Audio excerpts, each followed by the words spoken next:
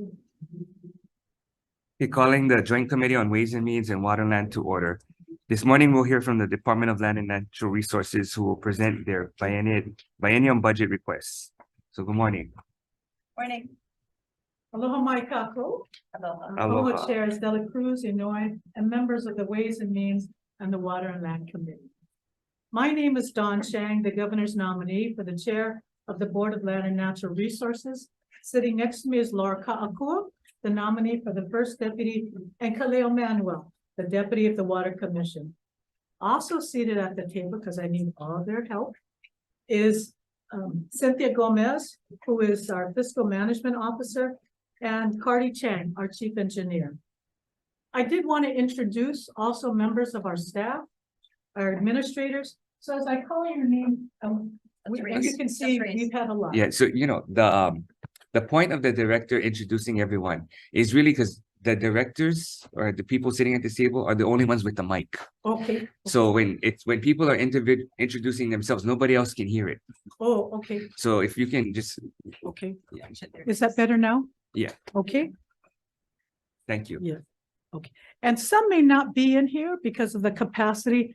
We wanted to overwhelm you. So we have many outside, but could I ask Les Kobata, he's a register of Bureau of Conveyances. Aloha, Brian Nielsen, the Administrative Division of Aquatic Resources. aloha, Ed Underwood, Division of Boating and Ocean Recreation. morning. David Smith, Forestry and Wildlife. Alan Downer, State Historic Preservation Division. Alice Schutte, who may not be here, but she's head of our personnel. She's back there. Russell Suji, Land Management Division. Morning, Michael Kane, Office of Conservation and Coastal Lands. morning, Jason Radula, Division of Conservation and Resources Enforcement. Lila Lowe's, Information Technology. Kirk Cottrell, State Parks. I'm not too sure. Who is? Yeah. Okay. morning. Who are you? She's our homeless coordinator. And Dan Dennison, he is our senior communications manager. So, also present with us today are administrators to several of the agencies that are administratively attached to DLNR. Michael Naho'opi'i with the Kaho'olawe Island Reserve Commission. Leimana Damate of Moku Council. And also with us is Auntie Rocky Kaluhiva. She is the Po'o, the chair of the Moku Council. John Komeiji, the chair, and Noi Noi Wilson of the Mauna Kea Stewardship Oversight Authority Board. Okay. All right, mahalo. I'd like to just provide you an overview of what we will be presenting this morning. I do greatly appreciate the opportunity to provide a briefing of DLNR's budget to the joint committees. The overview will be DLNR's mission, goals, and highlight our proposed budget requests through a PowerPoint presentation, and I believe you have received our folder of documents. Then we'd like to proceed with any questions the committee members may have regarding our proposed budget. After DLNR's presentation, we would then like to provide an opportunity to the agencies that are administratively attached, Kirk, Mauna Kea Board, and Moku, to present their proposed budget and answer questions. So the overview. I would like to first say that I am extremely nervous, anxious. This is my first legislative briefing, so I apologize in advance if I make misstep or am unable to answer your questions. But as you can see, my administrators have physically got my back. But I will try my best. I would like to begin by expressing my gratitude for the ability to serve the people of Hawaii as the governor's nominee as the first Native Hawaiian woman to chair BLNR. This is a historic Native Hawaiian leadership team with Laura Ka'akua and Kaleo Manuel. I believe our nomination reflects a recognition of the values that each of us bring to DLNR based upon our respective background and experiences to support DLNR's mission to enhance, protect, conserve, and manage Hawaii's unique, limited natural, cultural, and historic resources that are held in trust for the benefit of not only this generation, but the generations that are yet to be born. It is our honor to serve the people of Hawaii. I'd like you to provide you a brief background of DLNR. It won't be very long. To support our mission, there are 11 core divisions, most of whom I have just briefly introduced. In addition to our core divisions, there are 16 boards and commissions that are administratively attached to DLNR. And you will find this, it's in our second tab on our overview. We do cover all the boards and commissions. DLNR is responsible for managing or overseeing 1.3 million acres of Hawaii's public lands in forests, parks, and other natural areas. 3 million acres of state ocean waters, including fisheries, coral reefs, small boat facilities, and ocean recreation. All freshwater resources, including more than 376 perennial streams and all groundwater aquifers. Historic and cultural sites, forests and watersheds, public beaches, 50 state parks encompassing 30 acres on 5 major islands, regulations of dams and reservoirs, rockfall mitigation on public lands, endangered species, invasive species control, and regulating 3 million acres of land in conservation districts. To accomplish this overwhelming responsibility, we have approximately 1,084 full-time authorized positions, but we have a vacancy of 229 positions, or about 26.89%. And that vacancy is in our table 11. Our budget for fiscal year 2023, and this is in table 2, it is approximately $206 million. Our proposed budget for fiscal year 2024 is approximately $263 million. The increase is due to federal funds and the hopeful anticipation that you will let us raise our ceiling. Our proposed budget for fiscal year 2025, is approximately $225 million. DLNR's goal is to have sufficient capacity, staffing, and jobs to effectively and efficiently manage our lands, waters, natural and cultural resources by being more self-sufficient.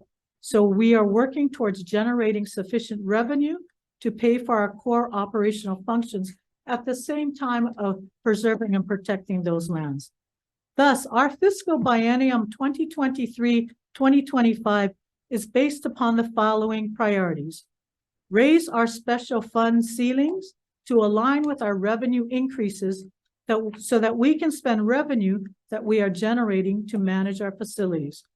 2, regarding vacant positions. We are in the process of filling our vacant positions, and we have a strategy to fill those vacancies to build our capacity to more effectively manage. Our strategies include continue to work with our partners at DHERD on recruitment and retention, participate in job fairs, targeting the next doe care recruitment for spring 2023, because current Academy 42 recruits, mahalo for that. Last year you gave us the monies for that, or the year before, is slated to finish in March. And we will focus on transition of the recruits to the field, and capacity and staffing will transition our those recruits for hiring efforts. Continue to working on identifying opportunities and updating class specifications and minimum classification requirements to ensure that they are relevant and applicable to today's workforce and operational needs. Continue to utilize WikiWiki to hire office assistants and engineers. Staffing and DLNR HR office will be complete by February 1st, 2023. So we can look in delegation of DLNR classes, DLNR only classes to have better control over the overall recruitment process. So while positions are being recruited, the department has been utilizing the 80-90 appointment, 12 currently to fill the gap. But we intend to utilize these strategies to fill that 27% vacancy. The other priority is we would like to have increase our base funding to enable DLNR to increase federal funds with state matching funds. 2, incorporate Act 255, Special Laws 2022, Mauna Kea Authority into DLNR's operating budget to continue to support the authority, startup and transition planning. And 3, new funding will be critical to protect the natural and cultural resources, climate change initiatives. Now I'd like to highlight our proposed budget request. And now we'll go through the actual PowerPoint slide. So the first one is LNR 101. This is our land division. We are asking for no increase in operations. Last year, we asked for 7 land agent, property management positions, and 1 planner 6. Salary fringes out of special funds. We asked for 3.5 million in CIP funds to renovate an old building and expired lease. And we asked for funds for the demolition and removal of Uncle Billy's. What we did receive was operating funds from the from the special land development funding to recruit 8 new positions and funding, and we did have funds for the 8 positions. We had CIP funds of $3.5 million for special funds. And unfortunately, we were not able to get all the funding for Uncle Billy's, but we are going to come back and ask you in our GMs. How did we spend that money that you gave us last year? And you know, I'm kind of skipping around and I apologize. This was a slide that my staff told me, you better remember to tell them, and I didn't tell you. So I got a little pinch. This is our Special Land Development Fund. It is a critical funding source for the department as it is used to fund over 80 full-time and partial positions within DLNR, including all of these various divisions, as you can see on the board. We also have Special Land Development Fund that programs including geothermal, dam safety, and acquisition support for Legacy Land Fund. The next slide is more specifically related to the Land Management Division. But getting back to how did we spend the money that you gave us? The positions that you funded, we are in the process of completing the establishment of those 8 new positions. We're going through a new reorganization so that we can fill those, recruit, and hire. The CIP funding for our Hawaii Land Office, we are in the process of procuring that with a contractor. And again, the Uncle Billy's, the demolition and removal, unfortunately, that was cut from our budget, but we are going to come back to you and ask for more in our CIP requests. I did want to provide an update on the Wahiawa Reservoir of approximately $3.5 million was given to DOA. Out of that funds, monies were to be used by DLNR to do a survey and hire an environmental consultant. But the clarification on the Uncle Billy's is you requested it and the governor did not. Yes. Yeah, so it's not like the legislature cut it. No, not you. You actually helped us, but we are going to come back to you. Yeah. So you requested it and the governor denied the request. That's put it in the correct. budget. That's correct. That's correct. So I stand corrected. You didn't cut it.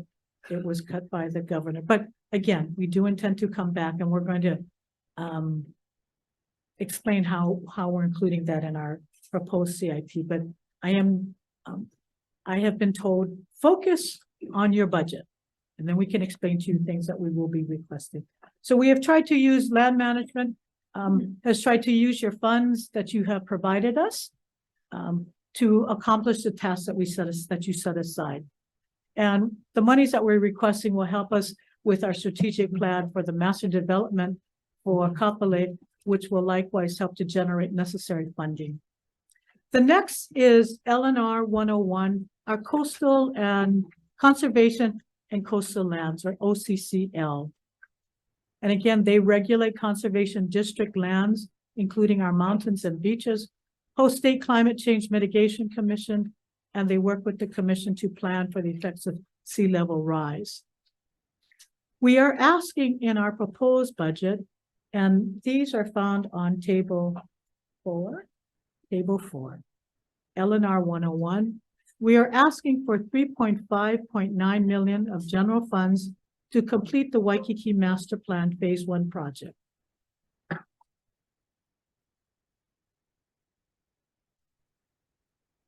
Oh, it's on the CIP table. That's why Cynthia's right here to correct me. I apologize.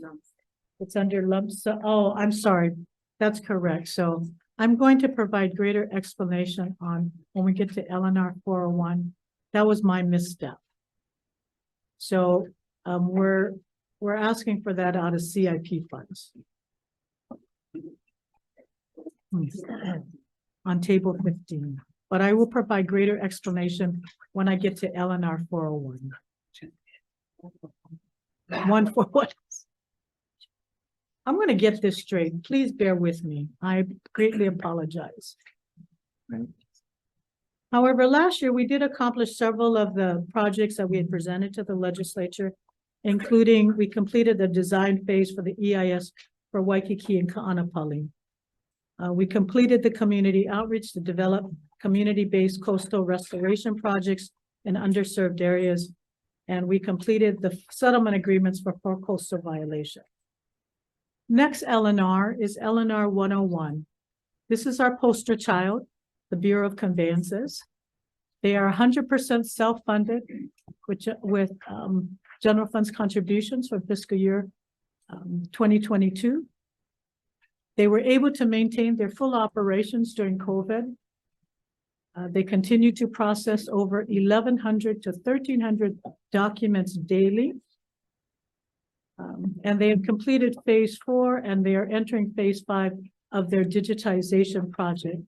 So the community has continued to have access to the Bureau of Conveyances. We've greatly appreciated the work of Les and his team in managing that. How much money are they requesting in this year? We are asking for a ceiling increase of only $750,000, and this is included in our table 4 under LNR 111. The accomplishments of last year, again, as I showed you on the slide, we were able to maintain, we are completing our IT replacement of our land record system, and we're completing our digitization. Next is LNR. Okay, this is LNR 141. And this is shown on table 15 for CIP. And in that, in table 15, which was a little unusual, we did a lump sum. We were asked, so in that is included a lump sum of $30 million. And that is what we're asking for, although we are going to come back to you to modify that because we'd like to separate that to more accurately reflect the pie chart that we have there. Those funds are being used to support different projects. And our intention is to come back with you with a modified, an adjustment, more accurately reflecting the specific LNRs, for transparency, better tracking on our side of an accounting of the various contracts that are awarded. But at this point in time, that is the lump sum of $30 million. We are, and I'm told to be cautious about not talking about things that we're proposing, but we will be coming back to you to request the full funding for the Uncle Billy's demolition. So we're going to come back to you, and that will be included in our proposed amendment. But at this time, we only are requesting $30 million. That was based upon our previous budget. How much more are you requesting? We are going to request, Cardi, I think is it 16? Yeah, we're gonna break no. down, like you said, and we're gonna ask the green administration to consider approximately an increase of about $1 billion each year. Okay, so others can hear you as well as those on Zoom. For Uncle Billy's? Oh, just for Uncle Billy's? Okay, so Billy's is, so we're gonna be asking for the full funding for Uncle Billy's in the amount of about $12.5 million to do the entire So how demo. much is in the governor's budget now? Within the lump sum, there is only well, 7.6 million, Okay, so you That's- need 5 million more. approximately 5 million more for Uncle Billy's. We're already starting the process. So what was appropriate last year was special funds. However, we used a portion of special funds to get a jump start on the permitting and planning. So we didn't just wait for this session. We already are starting the planning and permitting. So when we do get the construction funds, we can move ahead right away. So So your planning funds was what, 1 point something? we used about 1.5 From the set. from the special, from the 13.5 that's appropriated in special funds last year. So we cannot support the entire 13.5 because it was MOF B. So we used a portion of that, and we're coming for planning and design, and we're gonna come back this session for the full funding for the construction, With that an makes sense. additional 12, 5. 12.5. Okay. Around So there. you have 7, you need 5 for 12. Well, we don't have 7. We were gonna request 7 within the lump sum Yeah. this year, So the 7 is in the governor's budget. currently, yes. 5.5 on the first year. Yeah, 5 plus 5 first year, 2.6 second year, for a total of 7.6 is in the current biennium budget. But you guys are gonna break down the lump sum. Yeah, we plan to, in the request to Are you gonna explain the other items in the lump sum? well, I think your staff had asked for us, what is the breakdown of the 30 million? So we had shared Yeah, so this you can this just tell the breakdown, committee. and I can go down each item if you want. But Just briefly, what's in the 30 million? well, there's about 5 million for watershed protection, some rock and flood mitigation, infrastructure upgrades for Anuenue fisheries, How much? West, that is $4.5 million. West Maui tree snail predator proof fence in the amount of about 700,000, deep monitor wells statewide in the amount of 4 million. State parks hazard mitigation improvements at Waimea Canyon in the amount of about 2 million. Docare Maui branch office building renovations in the amount of 4.8 million. Lump sum improvements at boating facilities statewide, 4 million. Hua'aloke Base Yard electrical gas tank and roof repairs on Kauai, 200,000. Dofal Oahu Base Yard improvements, Oahu, 1 million. Ko'olau endangered tree snail predator proof fence, 150,000. Kanaha Pond State Wildlife Sanctuary fence replacement, 700,000. Facility renovation at the Anuenue Fisheries Research Center on Sand Island, about 3 million. Hilo office roof replacement on Big Island, 185,000. Kona Storm Pula Forest Trail repair on Big Island, 400,000. Alakai Swamp Boardwalk repair on Kauai, 200,000. State Parks infrastructure improvements lump sum statewide, 4 million. Maui rare species extinction prevention fences on Maui, 750,000. Lehua facilities restoration water system upgrade, dangerous metals removal and solar, 100,000. Demolition and removal of existing improvements in Hilo, Hawaii, which is the Uncle Billy's. We only had 7.6 million, which we're gonna be raising. Mauna acquisition in the amount of 2 million. Waikiki master plan improvements in the amount of 2.59 or 3.59 million. Hawaii Nui flood control levee improvements, 1 million. Pu'o saddle house repair, upper Waiakea forest reserve, 100,000. Mauna Kea fence, Big Island, 500,000. Maui Bird Conservation Center repairs and renovation on Maui, 260,000. Mauna Trail pumper station and trail realignment, 50,000.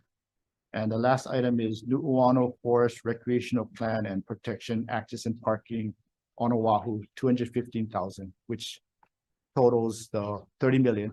And just to, 30 million each year. And just to clarify, this slide, there's 2 slides with 2 pie charts each.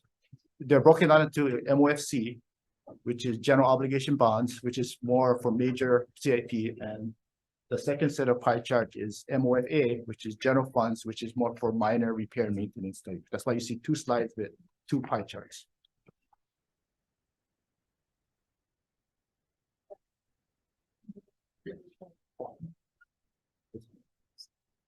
But the recurring amount is what? Only in the operating?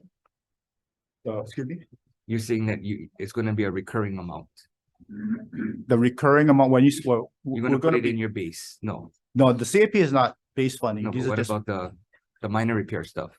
no, that's gonna be a one-time. Okay, so both are Appropriation. both one time. That's gonna be in the CIP budget, not the ops budget. Even though it's MOFA, it's gonna be appropriated in the CIP budget. So it's gonna be a one-time appropriation. It's actually about the means of financing. It's the 10 million is. Okay, so well, he gave us a copy and then we'll pass it around.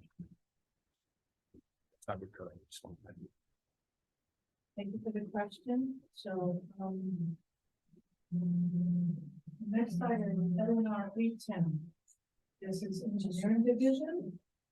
Are you corrected, not asking for any, Oh, we, except for the seating increase. yes, so, basically, this is just a collective bargaining adjustment.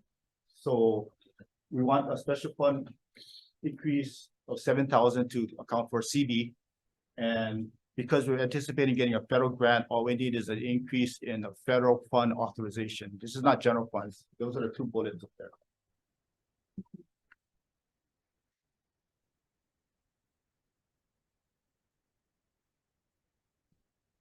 The next slide is, this is Division of Aquatic Resources, it's LNR 401 under table 4. In our current budget, we are only asking for ceiling increases. Like it is ocean stewardship special fund, a ceiling increase of approximately, I believe, $800,000. Excuse me, I'm sorry. $800,000. Some accomplishments of what we, So the ceiling increase is for what? it is for, oh, I'm sorry, it is for the ocean, oh, well, it's from the Ocean Stewardship Special Fund, but it is being used for, Coral conservation, ocean conservation project. oh, it's the increased coral restoration efforts, And how much was it again? 800,000. Thank you. But this is not, this is gonna be ongoing. Yes, ongoing.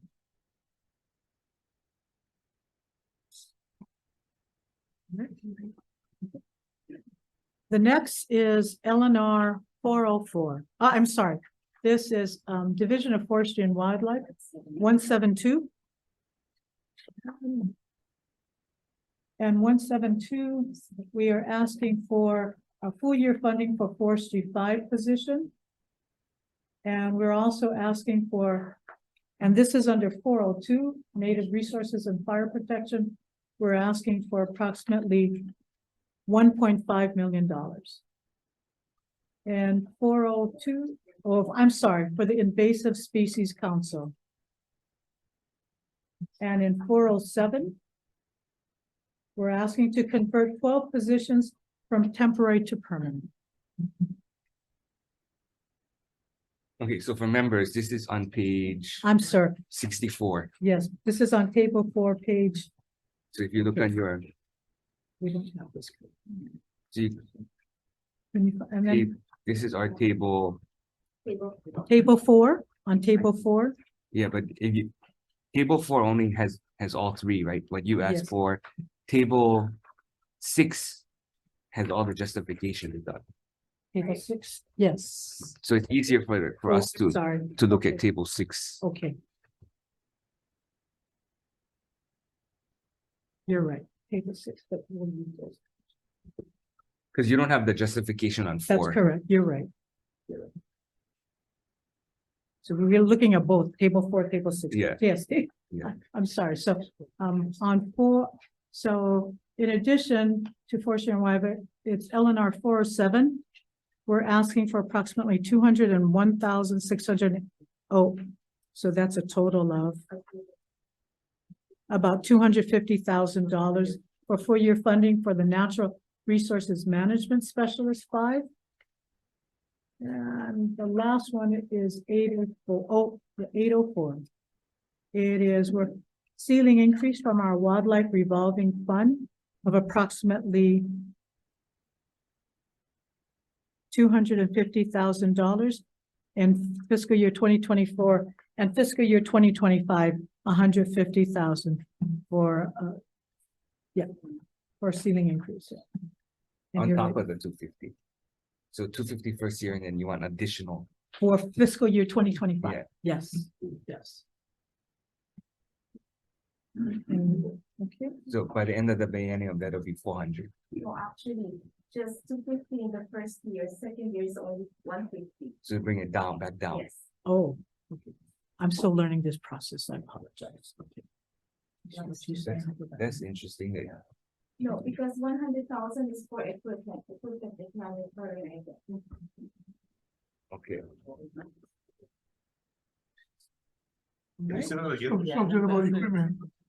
No, she said, oh, Yeah. so if you look at page 65, it should be the second to the last row. Oh, 804. Yeah, LNR 804, Wildlife Revolving Funds. I'm sorry, what page are you looking at, please? No, R65, but it on your table, it'll be 27 of 87.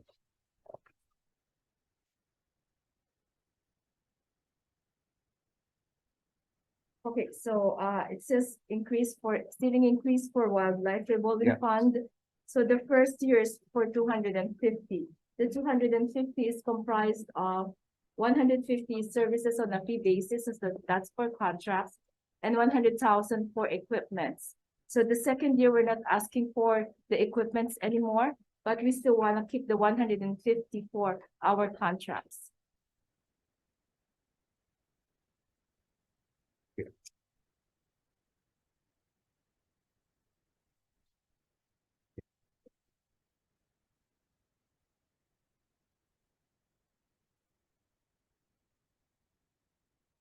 And so this is our forestry and wildlife.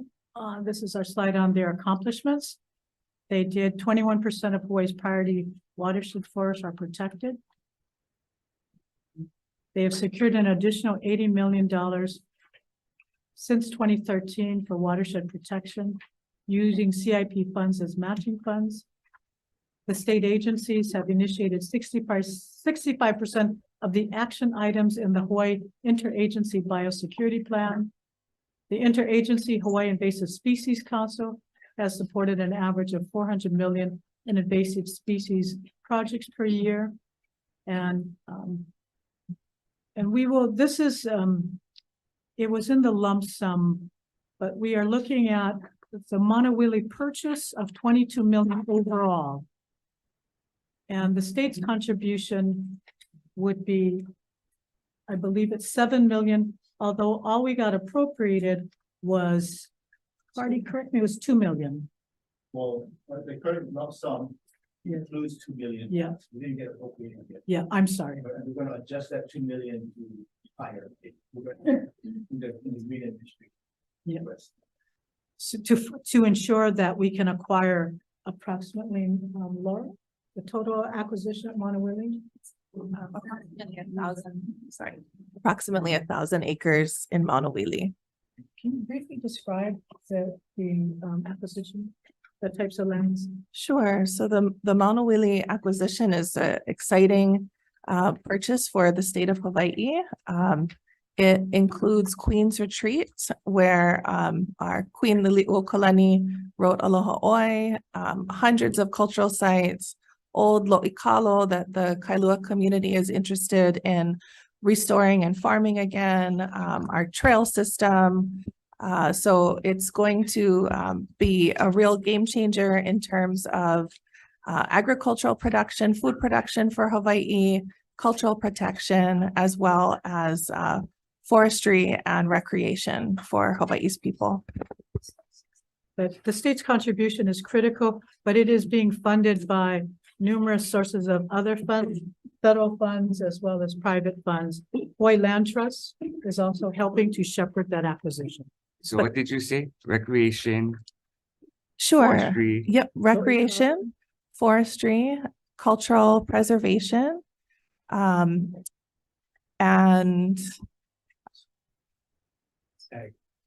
oh, yes, sorry. I'm forgetting in my list here. Yeah, agriculture, absolutely. So it is will be coming before you to discuss in more detail, but it really is a purchase that will affect many of the committees on the Senate. So which divisions would be included? So thank you. DOFA will be the division managing the majority of the acreage of the 1,000 acres.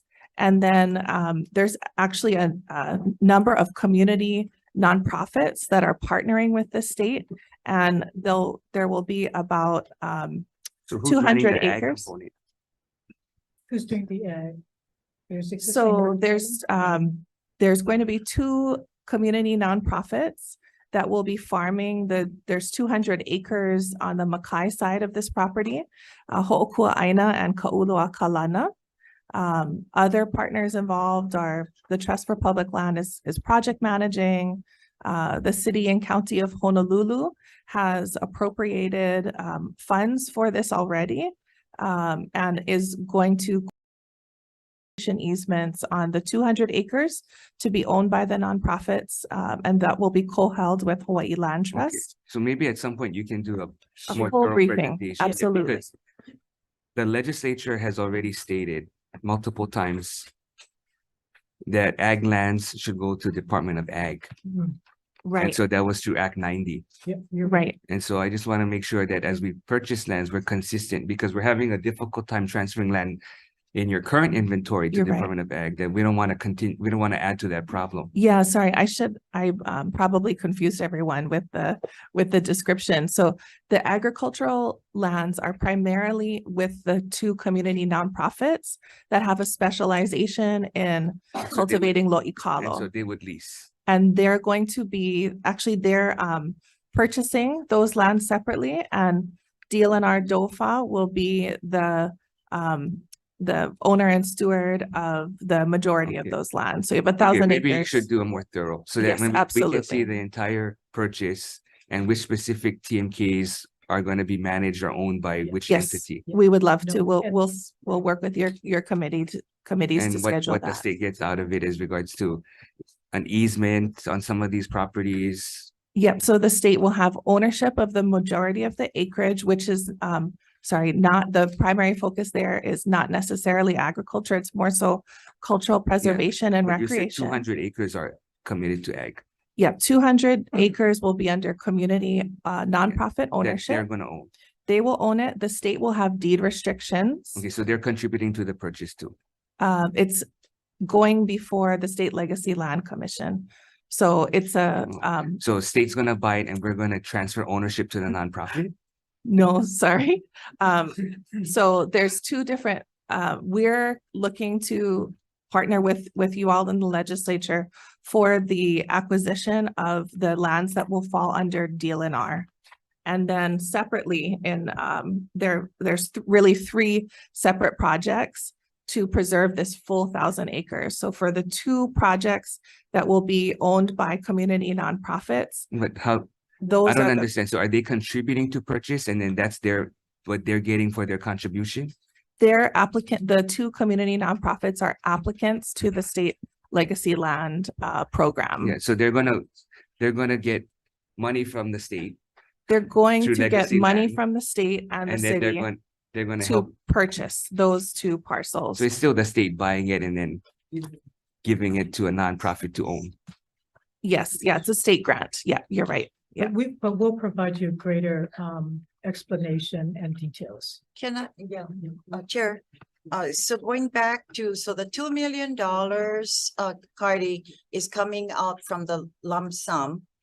That's gonna be the FY 24.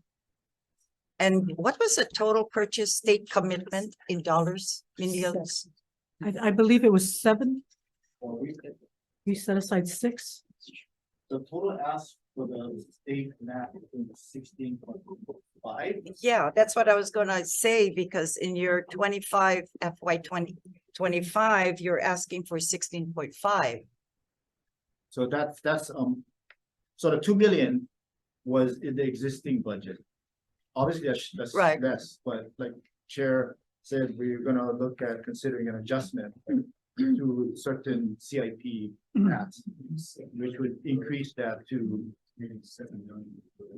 To whatever we need. Okay, so to this, acquire. let me just say, this year is a little more complicated than most. Because we have the EGA budget, which they're calling the, what do you call it? Steady state. Steady budget or whatever, but it's really the EGA budget. So they're presenting the EGA budget.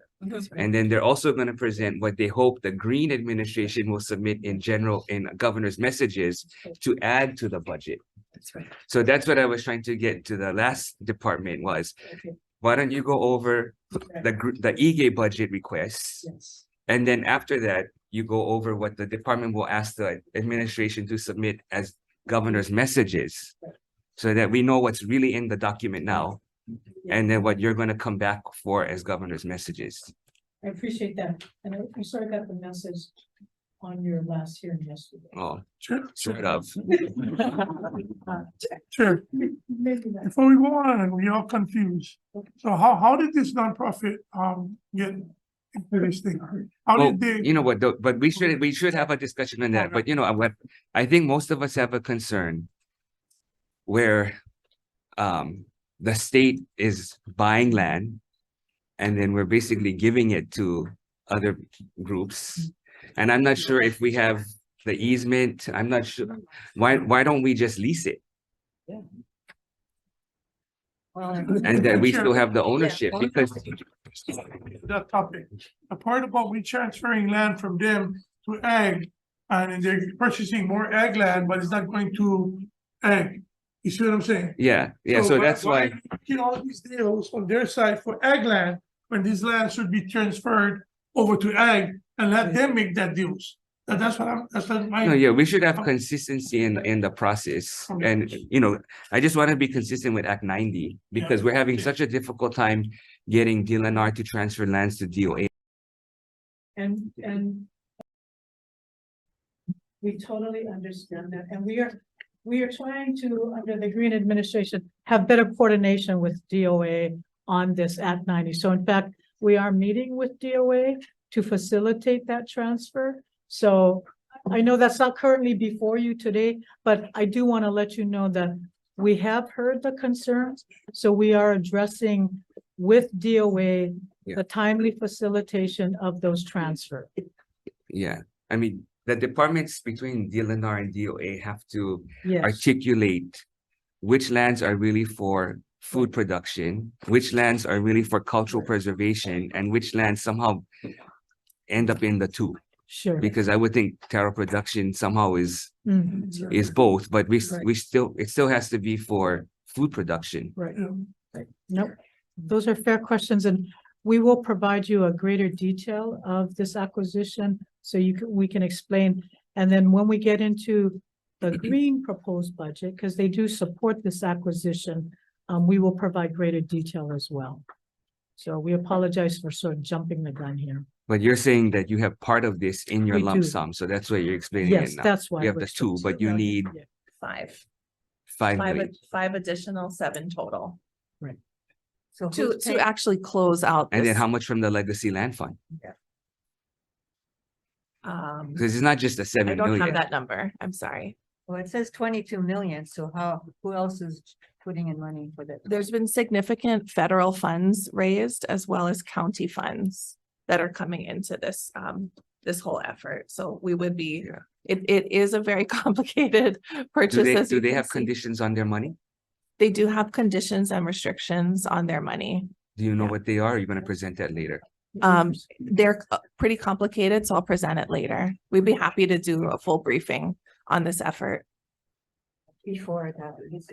Yeah, or at least So, provide your before right. we give them the money. Yeah. Yeah, as soon as you want a full briefing, we will get everyone together to do a full Yeah, briefing and we'll for you. submit to you something in writing first, so you'll have an opportunity. But that will I don't explain. think people are opposed. I think that Yeah, we want more fair. information though, Yes, because fair, we want to that- make sure that when it's done, I know, yes. And that was probably our error to sort of raise this and get into this discussion. no, the last without a- administration tried to get it in last minute, but Okay, there was no time Yeah. to no, even share it with members. sure. And we've heard your concerns, so we'll make sure we are addressing. No, those it's just what I find interesting is that, you know, I know Senator Noy has also been looking at lands for the state to purchase on the Big Island. Mhm. And the administration is not as enthusiastic sometimes, Okay. even though they fall into the categories of recreation, forestry, Mhm. cultural preservation, and ag. So if that seems to be your priority, which is okay, Mhm. when the legislature has lands that meet the same criteria, I hope that the administration is going to be just as enthusiastic. We will be fair. Easier, thank you. Thank you. Okay. The next item is, let's talk about LNR 404. And that is, Commission on Water Resource Management. Perhaps Kaleo, can you explain that? Sure, Chair. Hello, Senators. All we're requesting is for full funding for 4 aquatic biologist positions. We had 6 months of funding last biennium. So that request is there. And then we are continuing to request 2 million annually for our deep monitoring well program. So we can continue to develop those statewide to monitor our aquifers, especially in the face of climate change and this climate crisis. Those are the 2 funding requests at this time. Okay, so how does this comport with the 100 million that the governor said he's committing to climate change? We haven't had that conversation Right. yet with That is- the cabinet. Right. Oh, Yeah, that's Right. gonna be a totally separate. And we don't have the details. I understand that they are, wait, how can you Drafting them. announce it if you don't know how you came up with the 100 million? I think that's his intention, and he plans on providing greater description.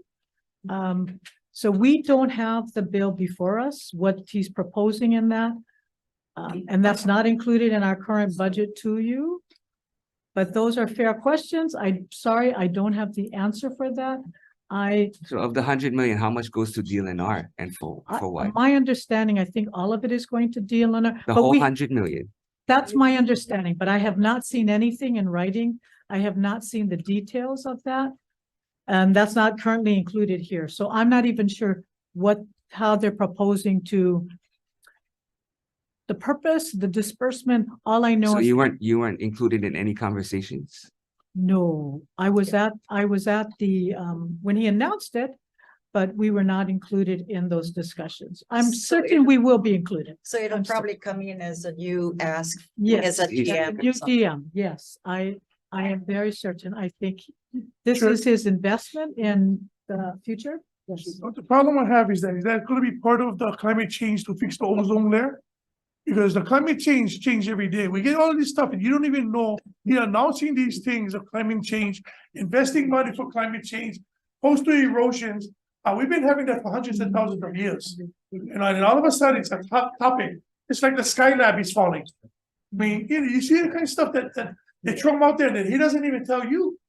He doesn't tell you, then later on, you're gonna put it in your guys' budget, but climate been changing for hundreds and thousands of years. But now we're gonna put money in it because it's a in thing now. It's in thing. Yeah, so that's the problem I have, because that kind of stuff can be unlimited. No. Unlimited when coming to resources and money with coastal erosions, you know? We should have worried about the coastal erosion about Obama's illegal war in Hawaii. Because that's coastal erosion that he will cause.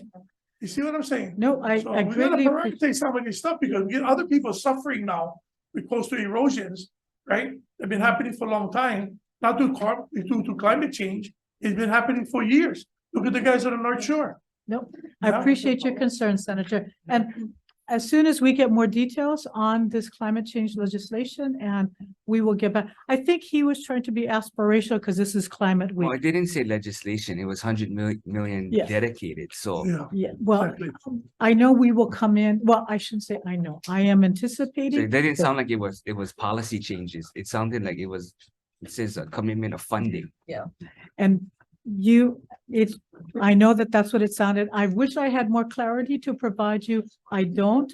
I suspect they have heard you, so we will be coming back to you a lot sooner, but we will, I wish I had more information to provide you and answer your questions. I will try to get more information and. But support you know them. you were coming today. I did, I know I did, but You that guys was not, announced it last week.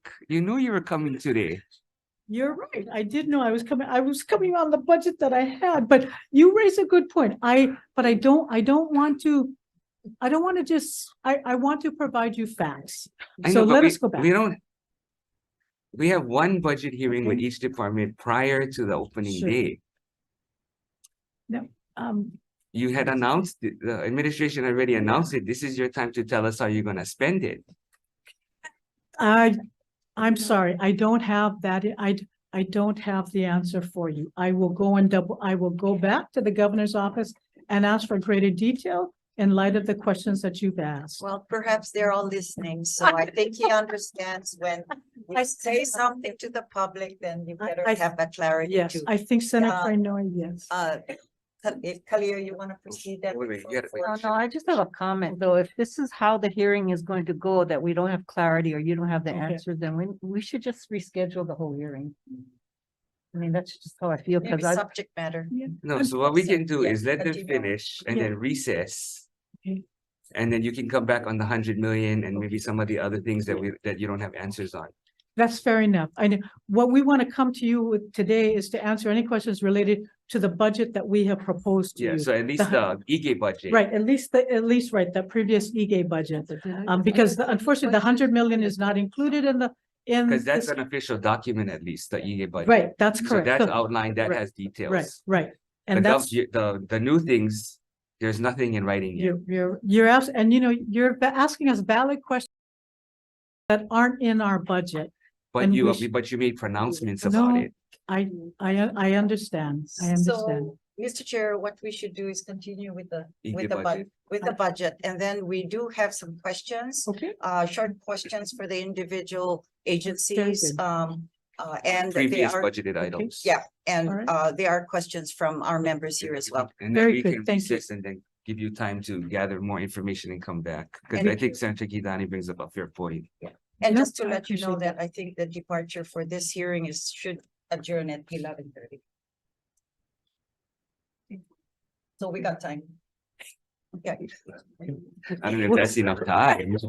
we'll stay as long as you like, we'll stay, Yeah. but we're almost par with our presentation, and then you can ask your Okay, go questions. Okay. Go So, ahead. so that's it for our water commission, just those two asks, full funding for aquatic biologists and 2 million in CIP for continuity in modern well development. Okay, and at what point do you present your timeline on the whole water plan and Oh, we can do a briefing on the water, our Hawaii water plan and, Okay, and we have some of the questions that components we related. can ask ask you Okay, after subject this. matter. Okay, Yeah. thank you. okay, The next item is LNR 404. This is 405. I'm sorry, 405, which is daycare. And so what we are asking is a 4-year funding for the 12 new conservation, the daycare officers, which amounts to approximately $291,888 in both fiscal year 2024 and 2025. Right? And we apologize, there is an error on this slide. We said 187,800, and it should have been the $291.88, our error, but the table is correct. Table 4 is correct on LNR 405.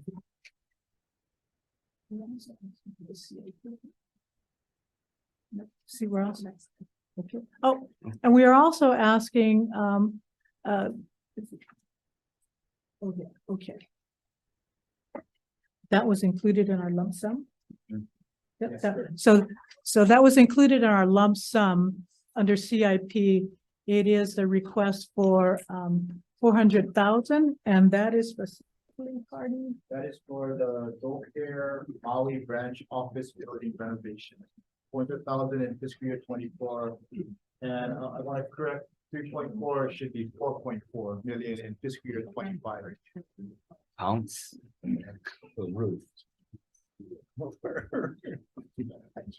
You can take the extra million out of your 100. That's what happens when you get typo errors, yeah? Too bad it wasn't in our favor. All right, but I do want to, what did we accomplish last year? You gave us, we had 42 Docare officers, Yes. mahalo for that. And they have gone through training and they've gone through our academy. This is our largest number of hires, and that was significant. I mean, these are individuals who come from a variety of backgrounds. So we really greatly appreciate the legislature's support. And we're looking forward to continue to increase our ability to maximize our capacity to enforce and monitor. So I did want to add one thing, and I may end up getting myself in trouble, but I'm trying to anticipate questions that you may have as well. This is not a funding issue, but I am aware that many legislators have asked the question, why isn't Docare under law enforcement? And that has been raised. There was a study done by LRB in 2019. Although it was inconclusive, what it did say, because the question was, should there be a consolidation of the enforcement agencies? It was inconclusive with respect to Docare, and what it said was there should be greater conversation. Obviously, we're going to advocate. DLNR wants to keep Docare with us because of their unique experience, qualifications, and their mission. Yeah, they gotta learn the invasive species. You gotta learn all the cultural sites. You got. I mean, it is a little The different. managers for our state lands. That's correct. And so we Yeah. need them. Yeah. The trouble is when you talk to the Ahumoku Council, is that it's not 24/7, and so we have to figure out, because that's what Auntie Rocky Yes. told us, and so we have to figure out how to get enough staffing so that they can be 24/7. So I know last year we gave them additional positions. Yes. And then on top of that, additional positions for marine conservation. So I'm not sure how that, or marine enforcement, because of what happened with the seal on Molokai.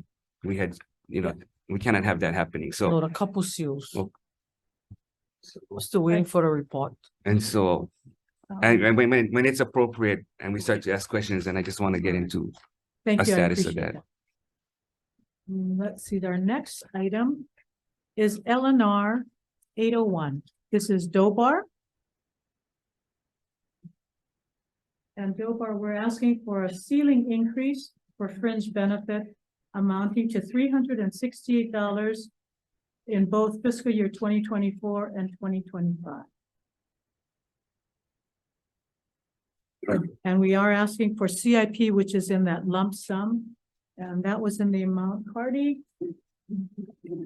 Let's see, lump sum in amount statewide improvements, 2 million each fiscal year. Next item is LNR 802. This is our State Historic Preservation Division. Again, mahalo to you. Last year you did provide funding for additional positions. And so this year we're asking for a special fund increase for fringe benefits of almost $3,000 for each fiscal year 2024, 2025. They were able, I mean, I applaud SHPD. They were able to fill 38 of the 41 They positions. should, we gave them pay differential, several million. Yep, so they did, and they've completed 1,644 project reviews, and they're continuing to upgrade their high-crisp system. But yes, so no excuse. I know you are empowering us with the capacity to address the backlog. The next item is LNR 806. This is state parks. And that was the legislative initiative. The administration did not ask for the pay differential. No, we appreciate that. because to be competitive, to permit them to hire. So thank you for Yeah, that. that was a subject matter request. That made a big difference. Thank you. So at LNR 806 State Parks, we're asking for a ceiling increase. As a result of the increased fees to this out-of-state residents, they've been able to generate substantial revenues. So we're asking to increase the ceiling in the fiscal year 2024, $6 million, and in the fiscal year 2025, $8 million. And that will help us to expand the state parks program into some of our additional state parks. Last year, as a result of our funding, they were able to establish at Ha'ena and Wainapa State Park and Diamond Head State Monument advanced reservation system for out-of-state visitors. What we've noticed is while there are less people that are using, so the experience is enhanced, we are generating more funds. Yeah. But it is not But at less the cost- impact to the. less Yeah, impact. so that And local it works residents, out. we always save parking for them and they have free access. So that has been a real good program. And we are now trying to replicate that to other state parks. So do you have a plan? Yes, so state parks, in fact, they just had a retreat yesterday, but they do have a strategic plan to outline how they're going to open up parks to this program as they are ready with the facilities and the capacity to do Yeah, so. so I think before we consider the ceiling increase, we want to make sure there's a plan to keep increasing this project. And I think that there is, so their intention is, they've completed the EIS for the master plan for Kealakekua State Park, which will set that particular park up for a similar program like Ha'ena. So we do have a sort of a strategic, as you say, a strategic plan for how we move. Opening forward. up. Yes, more. yes. Chair. I think it's important that we know what the revenue stream is coming in from the reservation system By each park. by each park, Okay. and then what are those funds being used for? Because some of those parks need the basics of manpower and vehicles, and those monies are being moved elsewhere. I would think that we would be funding those areas first and then modeling them after. So it would be important if you guys could give us the breakdown of funds. Yeah, I appreciate that, Kurt. Senator. We have Thank Kirk Cottrell here, who's the administrator. No, and we're maybe gonna I get would- into yeah, it. We're stop gonna that. just finish, yeah. Sorry, I'm kind of getting anxious this way, so I'm trying to. All right. No, you can be like other directors and not answer anything and pass it to the division heads. Like I said, I got, these guys have got my back, so Okay. we're ready. So, LNR, I think that is the last of our core divisions. LNR 908, 906, and, 906 is us all. Ahamoku. Ahamoku? Ahamoku. 906? Yeah, okay. This fiscal biennium, we are asking for a new program ID for Ahamoku. So currently Ahamoku is under LNR 906. So we're asking for them to have LNR 907 and then Kirk with LNR 908. Yeah, Why? what is the change? Yeah. Yeah, that was part of the That's questions. part we're of gonna our ask. request. Why do you want the different program ID? I guess it's for monitoring purposes too. And What do you mean, I and- guess? No, for No, monitoring okay. purposes and for transparency, so you know that how much is their money, and you can easily kind of like look at the system or the reports and see how much they're spending and how much is their budget. Because right now everything is lump up with LNR 906, which is the admin side of the LNR. But it's the reverse, right? They were in 907, now it's 906. Or is it the reverse, 906 Yeah, to 907? I think they were in 906. So I mean, strategically, what we are trying to do is those agencies that are administratively attached to give them greater autonomy, both over their own budget Sure. and their own authority. So we're trying to separate them, like 906 is our admin. So give Ahamoku their own LNR 907. So that's what we're asking for. So likewise, like Kirk and Mauna Kea. So to provide them the opportunity to manage, We continue to provide the administrative support, but budgetary authority, we want to be able to give them. So that's why physically, when they come up and present, we are all going to step down and let them come to the table to present to you their budget and their program. I hope that makes sense, but I am trying to be more empowering because we have a hard enough time taking care of our own kuleana. So, but I do want to give them greater, No, that's fine. We just asked why. We don't need a long. okay. And you know what? I think that's it for our core divisions. Okay, we can hear from the attached agencies. Okay. Okay, yeah. Do you want to hear from the attached agencies first, or do you want to No, take no, questions? go ahead, Okay. because Yeah, I think the okay. questions are gonna be Alright. kind of long.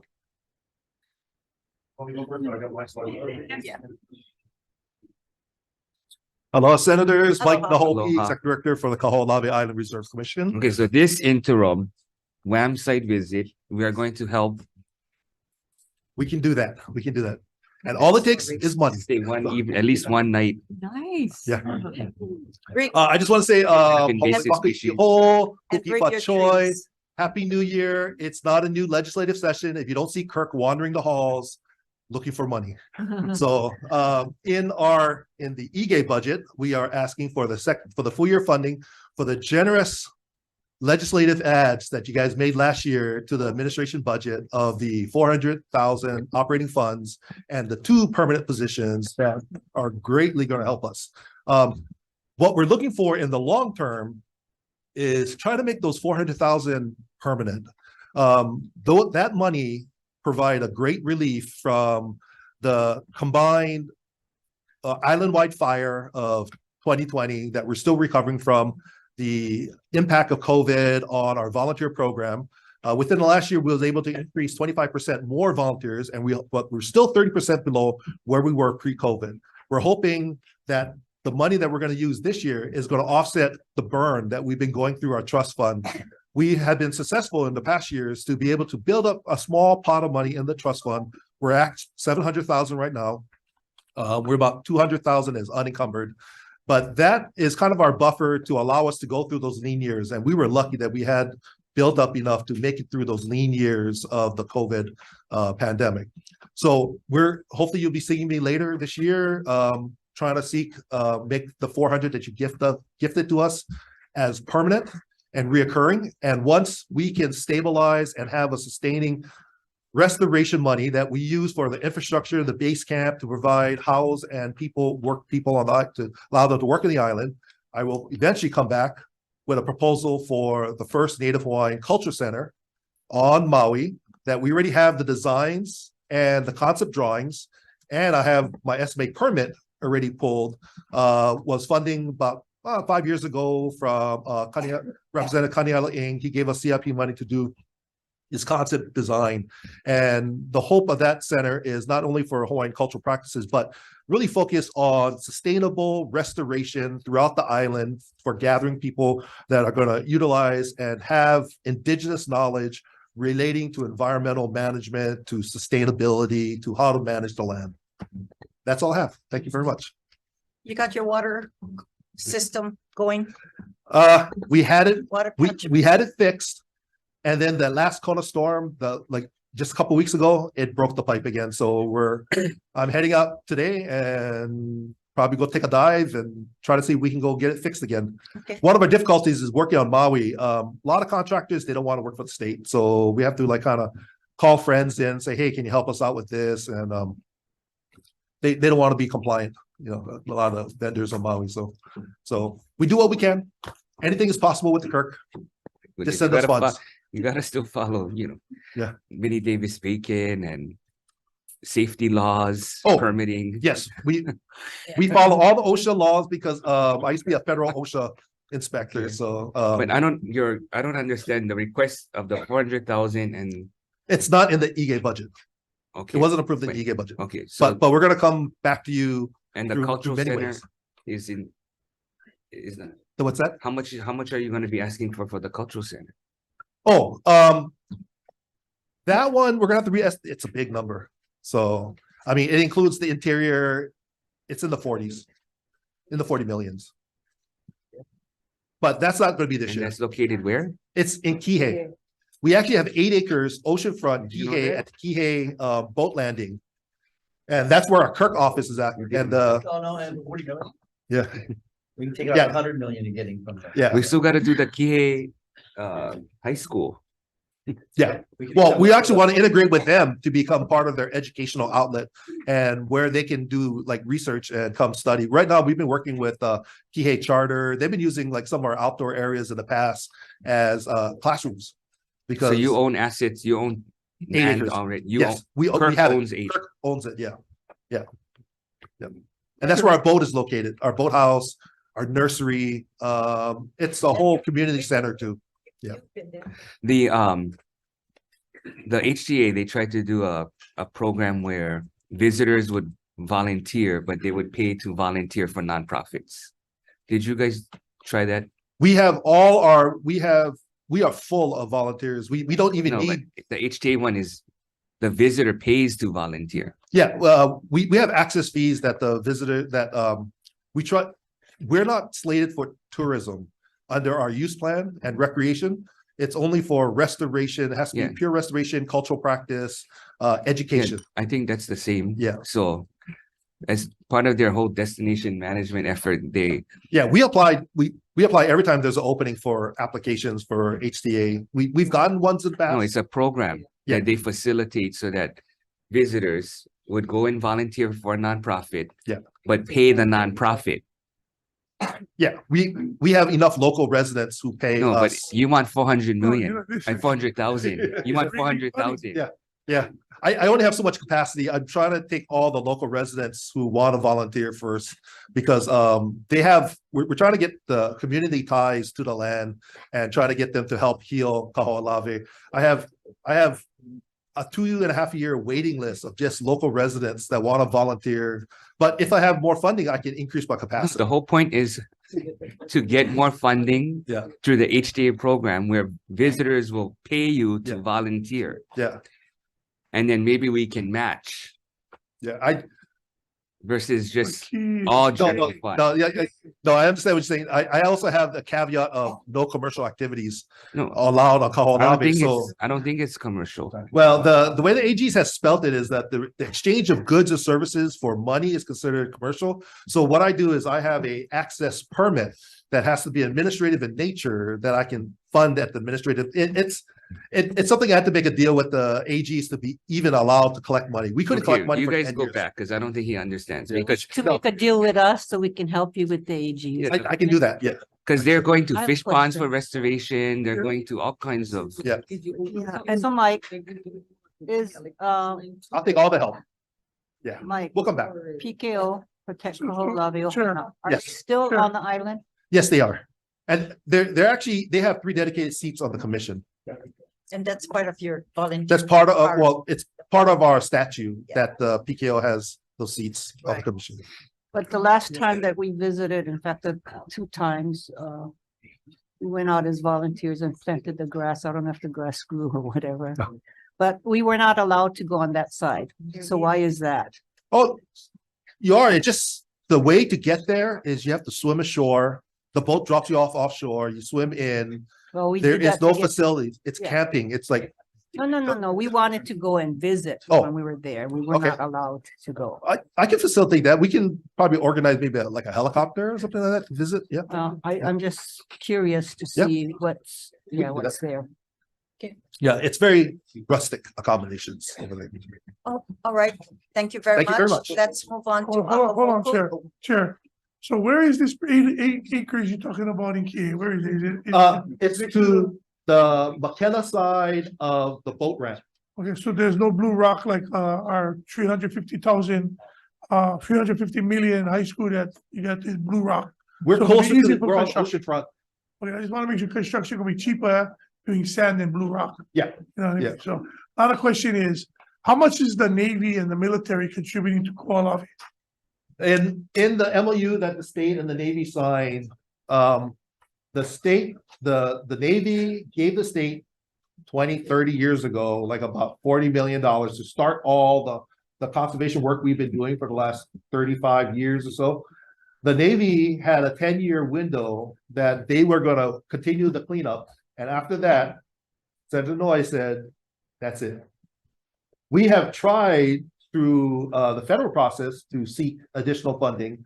We almost got it in until they canceled earmarks, and then we've been working again, trying to get earmarks again, federal funding, but there is no Navy commitment anymore. Although then we should practice the same thing that the federal government doing, earmarking, canceling their leases and all of their land that they have from the state, cancel their leases, then too they can put some money into our INA that they don't destroy. I tired of that. Thank you. Yeah, Thank you. thank you very much. Aho Moku. Thank you.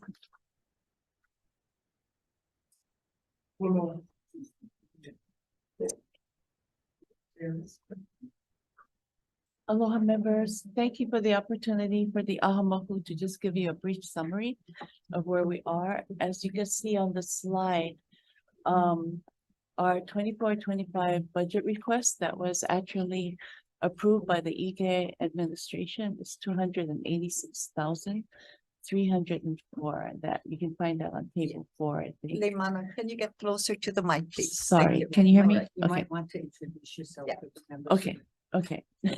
Thank you. I would like to thank Senator Inouye for helping us achieve that funding last year. And I would like to just give my aloha to my senator, Senator Drew Kanuha. Aloha from home. My name's Leimana Damate. I am the executive director, Luna Alakai, for the Aha Moku Hawaii State Aha Moku program, which was passed by Act 288, in 2012. So I know you're pressed for time. I would like to just state that we're not asking for any further increase in funding this year from what you have already just given us. Which was 200,000. It was 200,000. DLNR has added it to be 286,000 For this coming year. for this coming year. Yes. And that is really, really needed. As you can see, there's a proposal that Aha Moku be allowed to be part of their own agency or division rather. That's important because with that category, we will be able to expand more. Right now, our funding has been spent on one full-time employee, that's me, and one major trip to Seattle, Washington this past October, November to attend the Association of Hawaiian Civic Clubs convention, where we were able to give at least 4 presentations. I'm sorry, well, you know, Rocky Kawahiwa. She accompanied me and we gave 4 presentations to a little over 300 Native Hawaiian leaders who are part of the 67 nationwide Hawaiian Civic Clubs. And Rocky is the current Aha Moku chair. State chair, yes. On the commission. On the commission, which is why she's here. So that was all the funding that we actually expended. I think we have about $168,000 left in the budget for the rest of this year. We did not use that funding only because we wanted to make sure that we waited until the new administration came in. And it seems to be working really, really well. We need to expand our capacity, and we're going to be looking next year if we can expand this and this LNR 907 is approved, then we will be looking to for a administrative assistant and a project director who will also help with all the fiscal work. Because right now we work with 46 Moku, 606 Ahupua, and that's difficult. I have to really thank the chairman's office for helping us, but it's difficult to keep up and to expand the capacity that we need to, especially with the issues that are coming from each of the different Moku and the Ahupua. So the bulk of the money that we have, which is right now until the end of this fiscal year in June. I think it's $168,000. The bulk of that is going to be spent on inter-island, having Moku advise the Hawaii State Moku meetings on the neighbor islands. The first one is anticipated to be here, and we're hoping for the end of January, beginning of February. After that, we will be going out, such as OHA and Hawaiian Homes does, to each of the different islands to hold the meetings, to give the people a chance to attend. Because we found Pupunan practitioners do not like Zoom. They want in-person meetings if possible. So our budget will support that. And the rest of the funding is going to be spent on the training of the Moku and Ahupua'a representatives that are selected from their communities on what Moku is and what our mandate is. We'll be working more with generational families. All of this, we understand that in order for this to be successful and for Act 288's mandate to be fulfilled, we need to work closer with the legislators.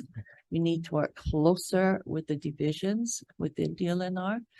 And we have a plan to do that, or study to do that. So I don't want to do a one-upman on Mike Naho'opi'i, but we are including Ni'ihau as a site for an Ahamoku meeting. And if that should happen, we are going to invite WAM and Water and Land. So When you do have a member of a commission from Ni'ihau. Keith Robinson. Yes, we Yes. just confirmed him last year. Yes, yes, yes. And I think, barring questions, that's all I have for you. Thank Yeah, you you very know, much. The OHA had made a request for additional funding for climate change as well. So how does that coordinate with what you are doing? We're starting to work closer with the administration of OHA and share information. The climate change program that OHA is working on is not quite the same as what the generational. But when you talk about practitioners- things like conservation, traditional, modern conservation practices, land Yes. use, sustainable system, I would think that's all part of the That's all- concept. Right, it is. It's So- it's a generational concept, traditional concept. It is. Okay. So This is, we're getting so many requests Mhm. for climate change. We're not, we're starting, our we're not climate, sure how it's all coordinated and how it all is we being have not- integrated. okay, we have not done a formal coordination with OHA yet. And that's because the kupuna knowledge on the different resources that deal with climate change does not necessarily match up with an agency's. You know, kupuna will say, well, this is what's gonna happen because they're reading the resources and the weather. And that doesn't quite fit in with an agency identification of what the program is. So that's an area that we have to work closer with the different agencies. Okay, well, maybe you guys can coordinate funding. Yeah, I hope I'm actually getting a lot of advice now from Mike Naho'opi'i. Sorry, Mike, on what would be the best step forward to coordinate Ahamoku with legislative mandates and state mandates. We haven't even looked at federal yet. This is Well, strictly you state. tried to accomplish a lot Okay, with no, that's your fine. neighbor I'm just island wondering if you can visits. coordinate the Yeah. funding with OHA, because they have additional funds that they're committing to this. And I they have- it's not outlined how they're gonna spend it. I will call them as soon as we leave. Thank you. Thank you. Okay. All right, members will be going into asking questions from the agencies, and I'll call several of them up and address some of the questions that were asked by some of you in previous meetings as well. Let's look at, well, we got some questions. Okay, wait, she's gonna ask questions first because she gotta leave. Yeah. But we'll continue the meeting. Exactly, exactly. So just let her ask your questions, and then when she leaves, then Brandon and I can.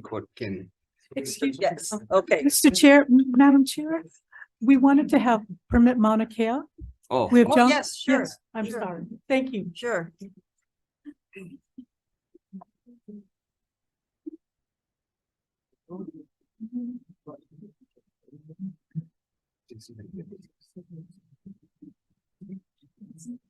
Sure.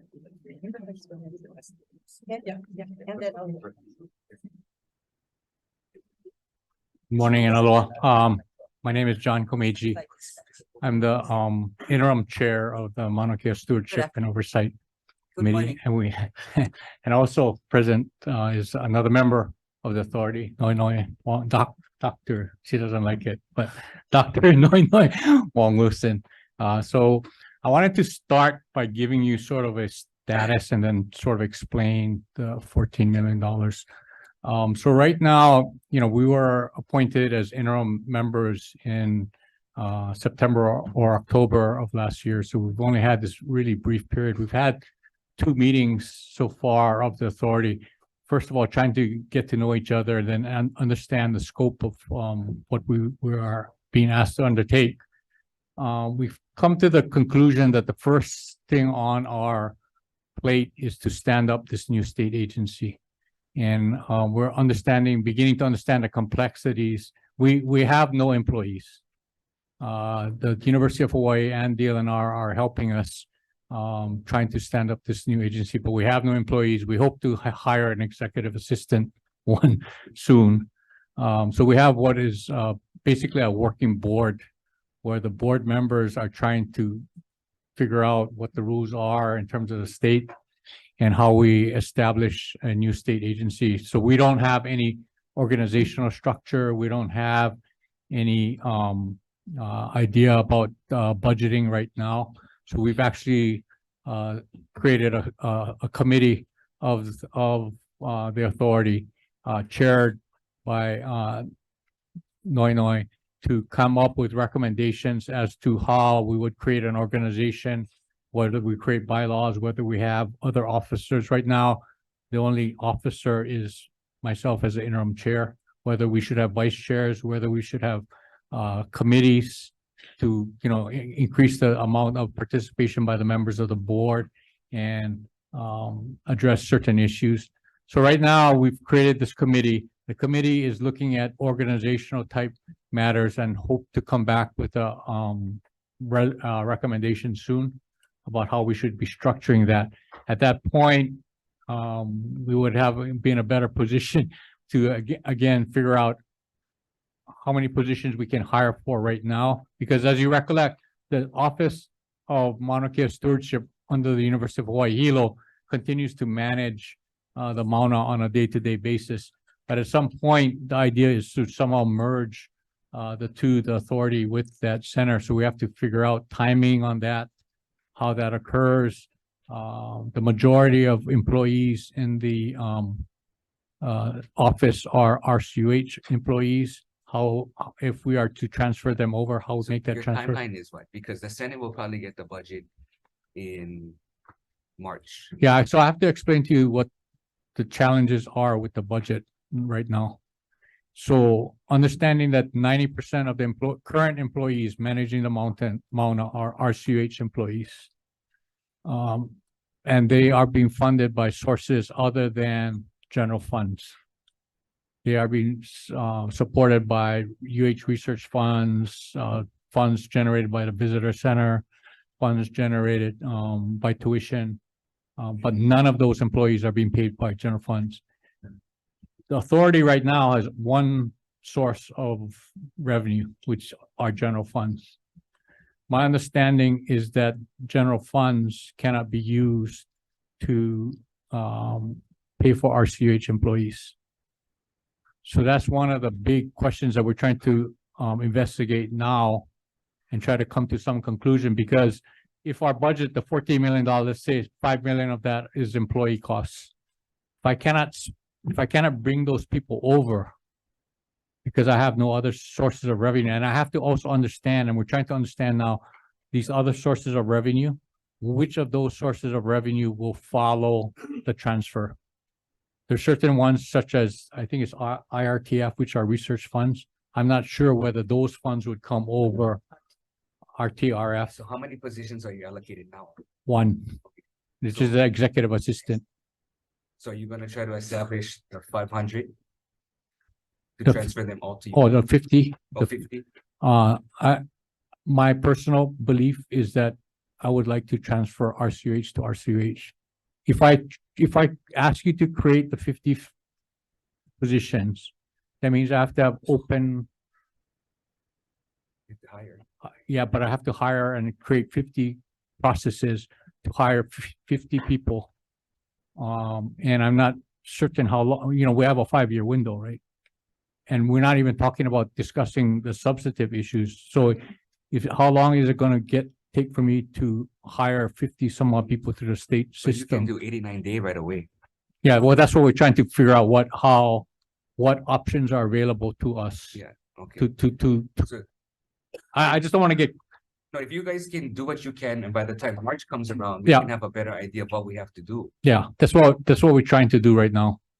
Trying to understand better, right?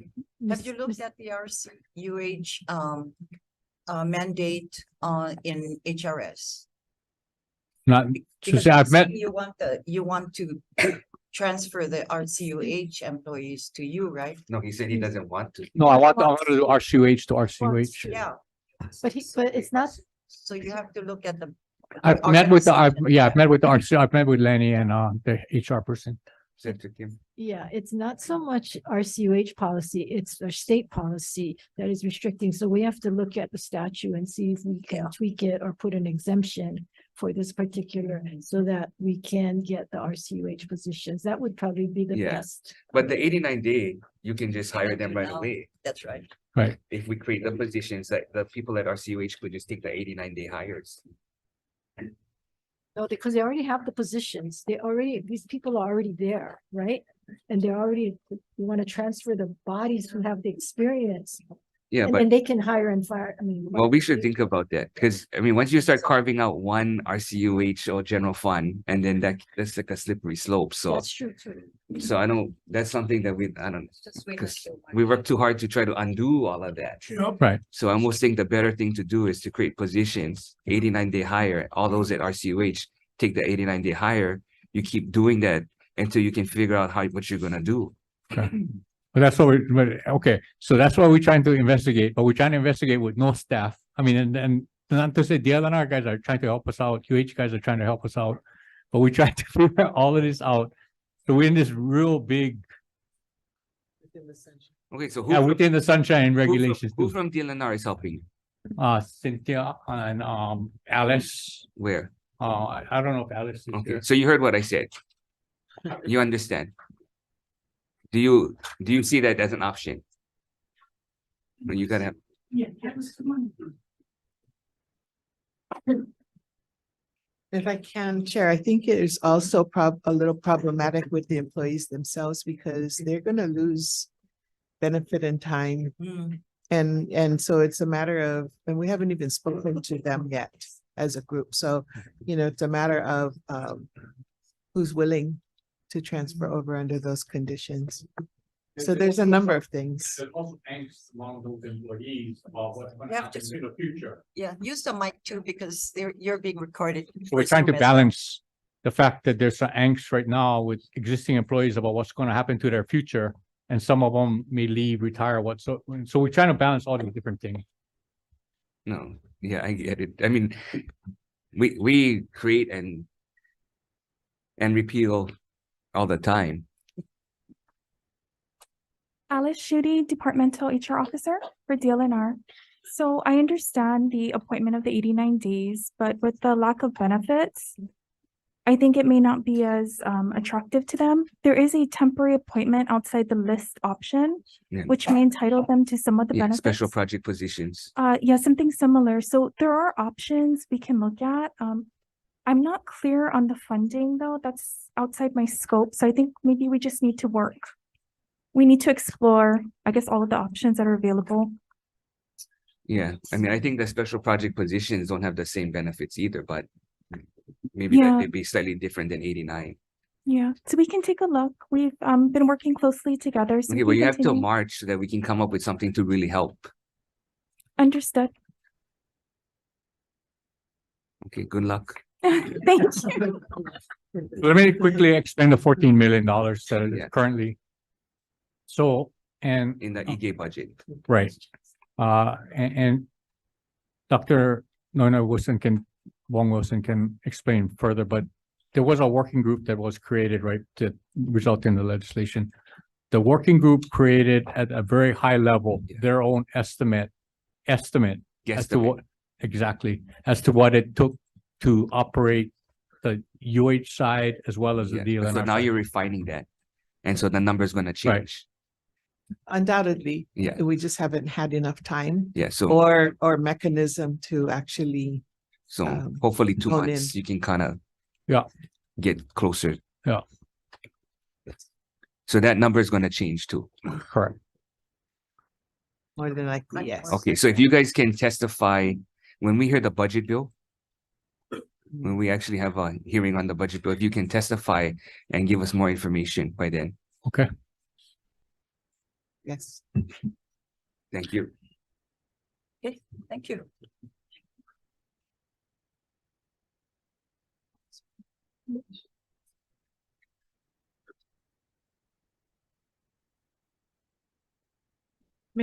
I've got some clarification on the climate budget. 100 million?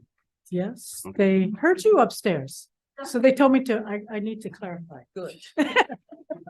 They're As they were listening, online. they're listening. So, the governor, well, I'm not too sure if this is gonna do what you want to hear, but the governor will be submitting a governor budget with greater details. Yeah, governor's message. Governor's message, I'm sorry, GM message. The the money will probably be housed in the Climate Change Mitigation and Adaptation Commission, which is administratively attached to DLNR. And who runs that? That is right now, it's Leah. She is not here. It's under OCCL, but, like, Oh, you gotta use come on the up, mic. come on up.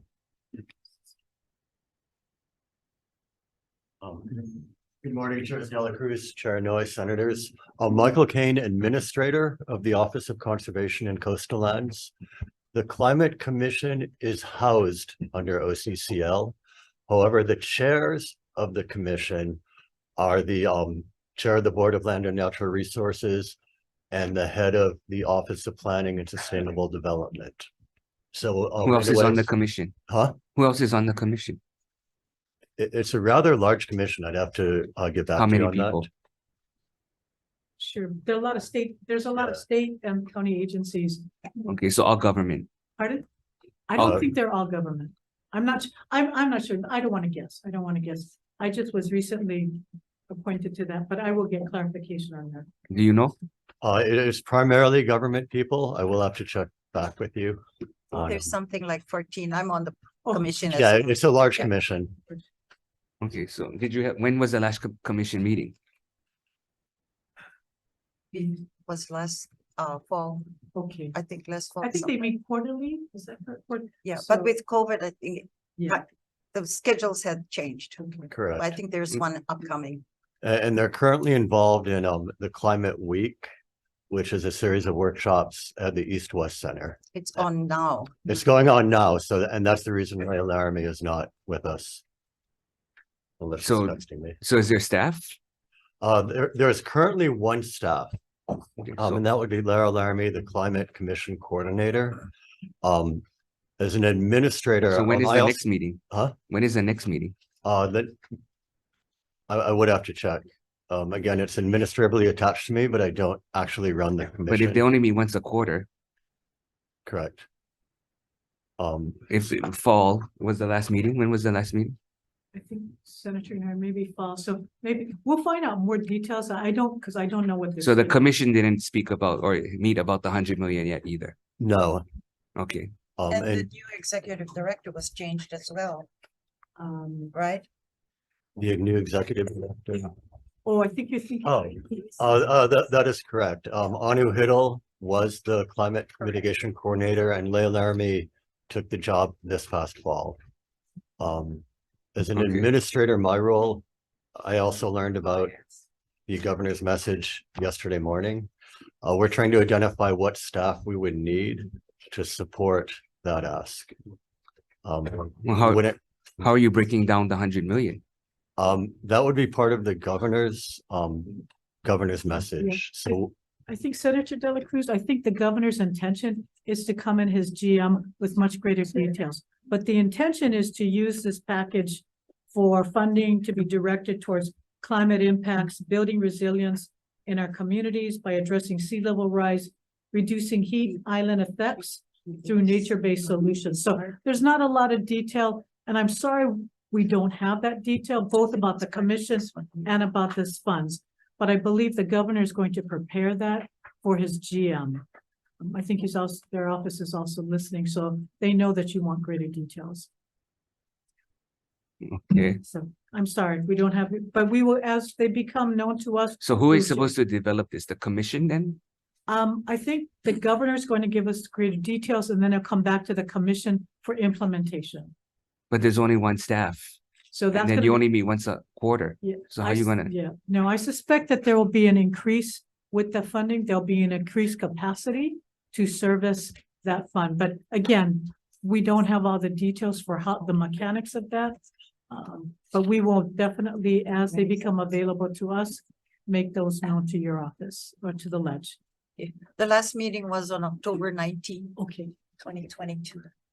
thank you Okay. for clarifying. So it's probably gonna be this month or Spring, next yeah, month?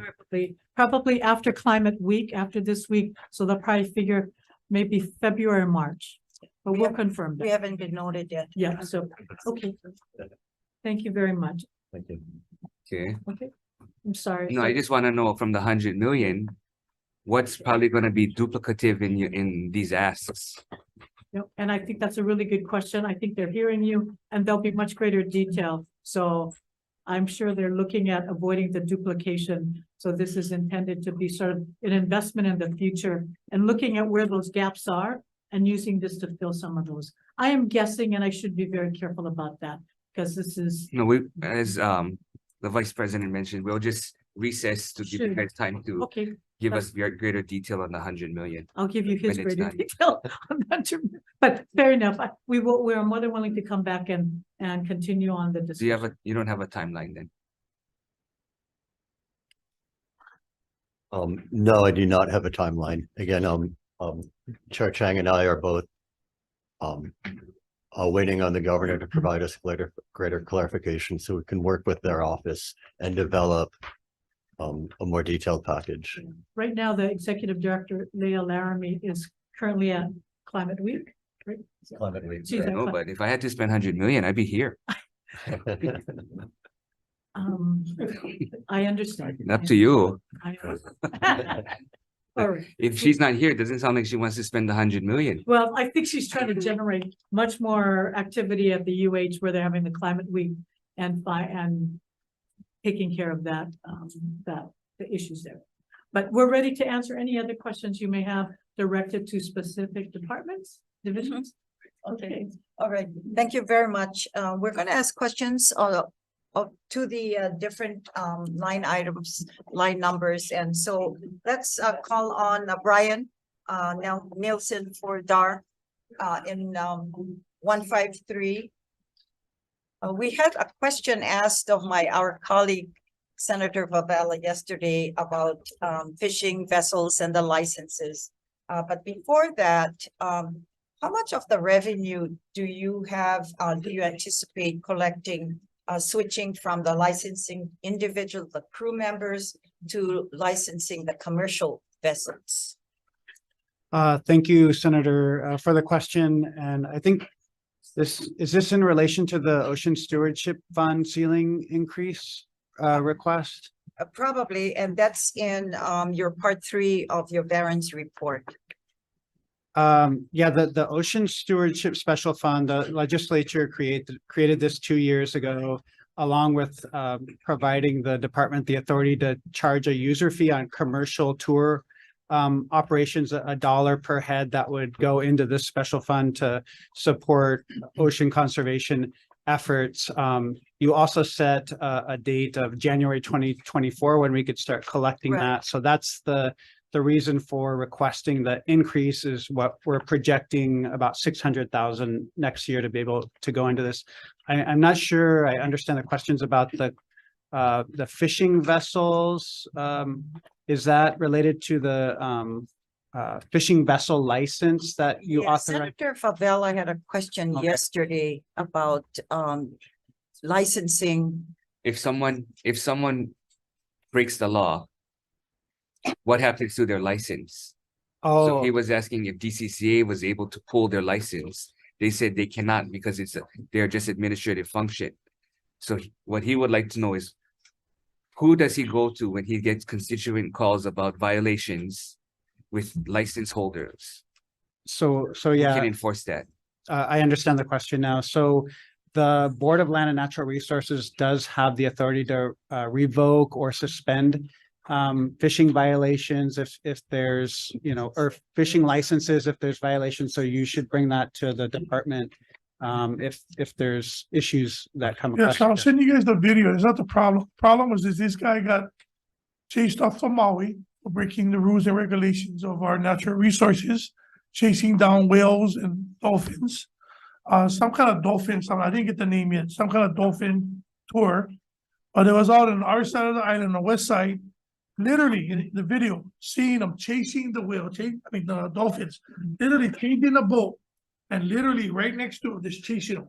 And when the dolphins would change direction, they also change direction. But they can even touching the boat.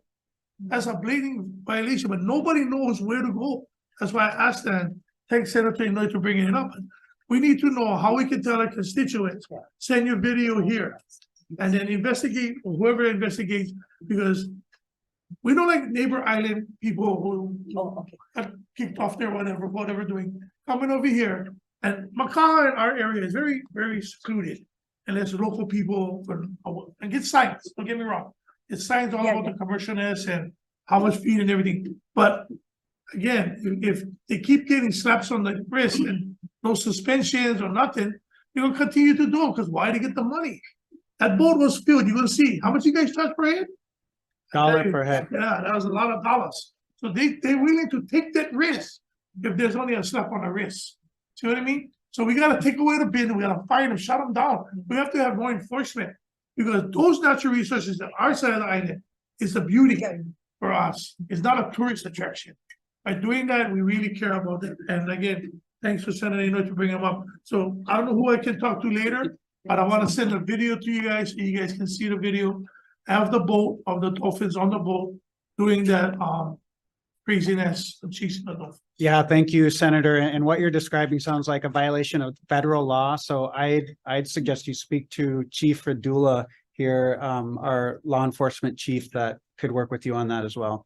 Thank you. Yeah. Any other questions from members?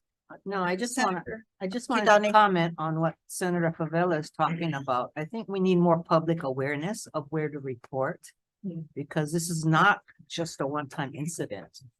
I mean, when you do the seals on the beach and whatever, that seems to be very well covered.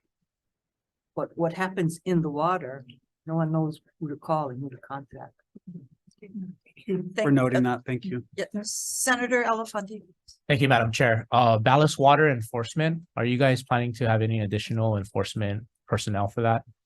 We don't have any budgeted, but that's a major need, is to have more staff out there checking ballast water compliance, but also, watching the ship reports that come in to see if there's high risk vessels. Right now, you only have, is it one? Yes, you're Okay. correct. We have one staff member to oversee this. Thank you. Thank you. There's an upcoming bill I think I'm working on right now, Vice Chair. And so a lot of the discussions regarding ballast waters will be taken up at committee hearings. Thank you, Chair and Vice Chair. Thank you, Senator Lee. Thanks. I just want to follow up. There was an article recently, maybe the New York Times or something, identifying whale strikes and mammal strikes and that sort of thing in marine waters, but identified some of our water carriers as some of the most frequent folks speeding in the ocean, I guess you could say. Is there something that you guys have responsibility for there? Or is that a different Is that DOT? Yeah, I think it's a shared responsibility with,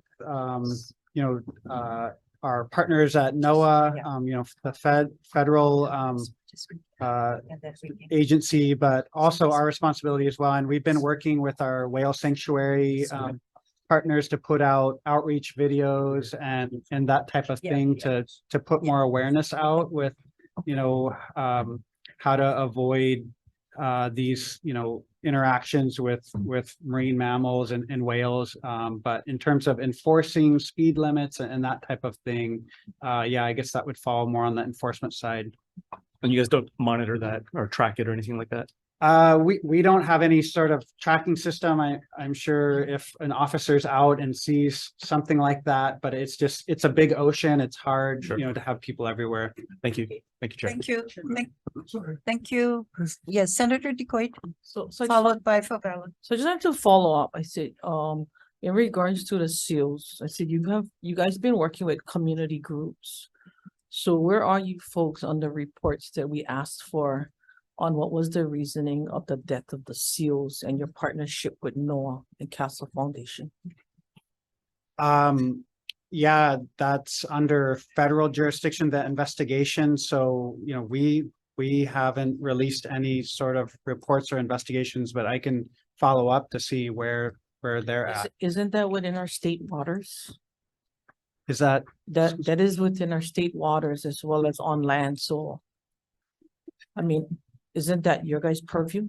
It is our purview to follow up, but it falls under Endangered Species Act federal authority, but it's absolutely within, our kuleana to follow up and find out where they're at. So what kind of prevention is your department looking at doing in regards to having that area within a quarter mile, 3 dead seals? And what is NOAA doing about it, aside from bringing more seals into Kalaupapa? I can't speak for NOAA's plans in that area.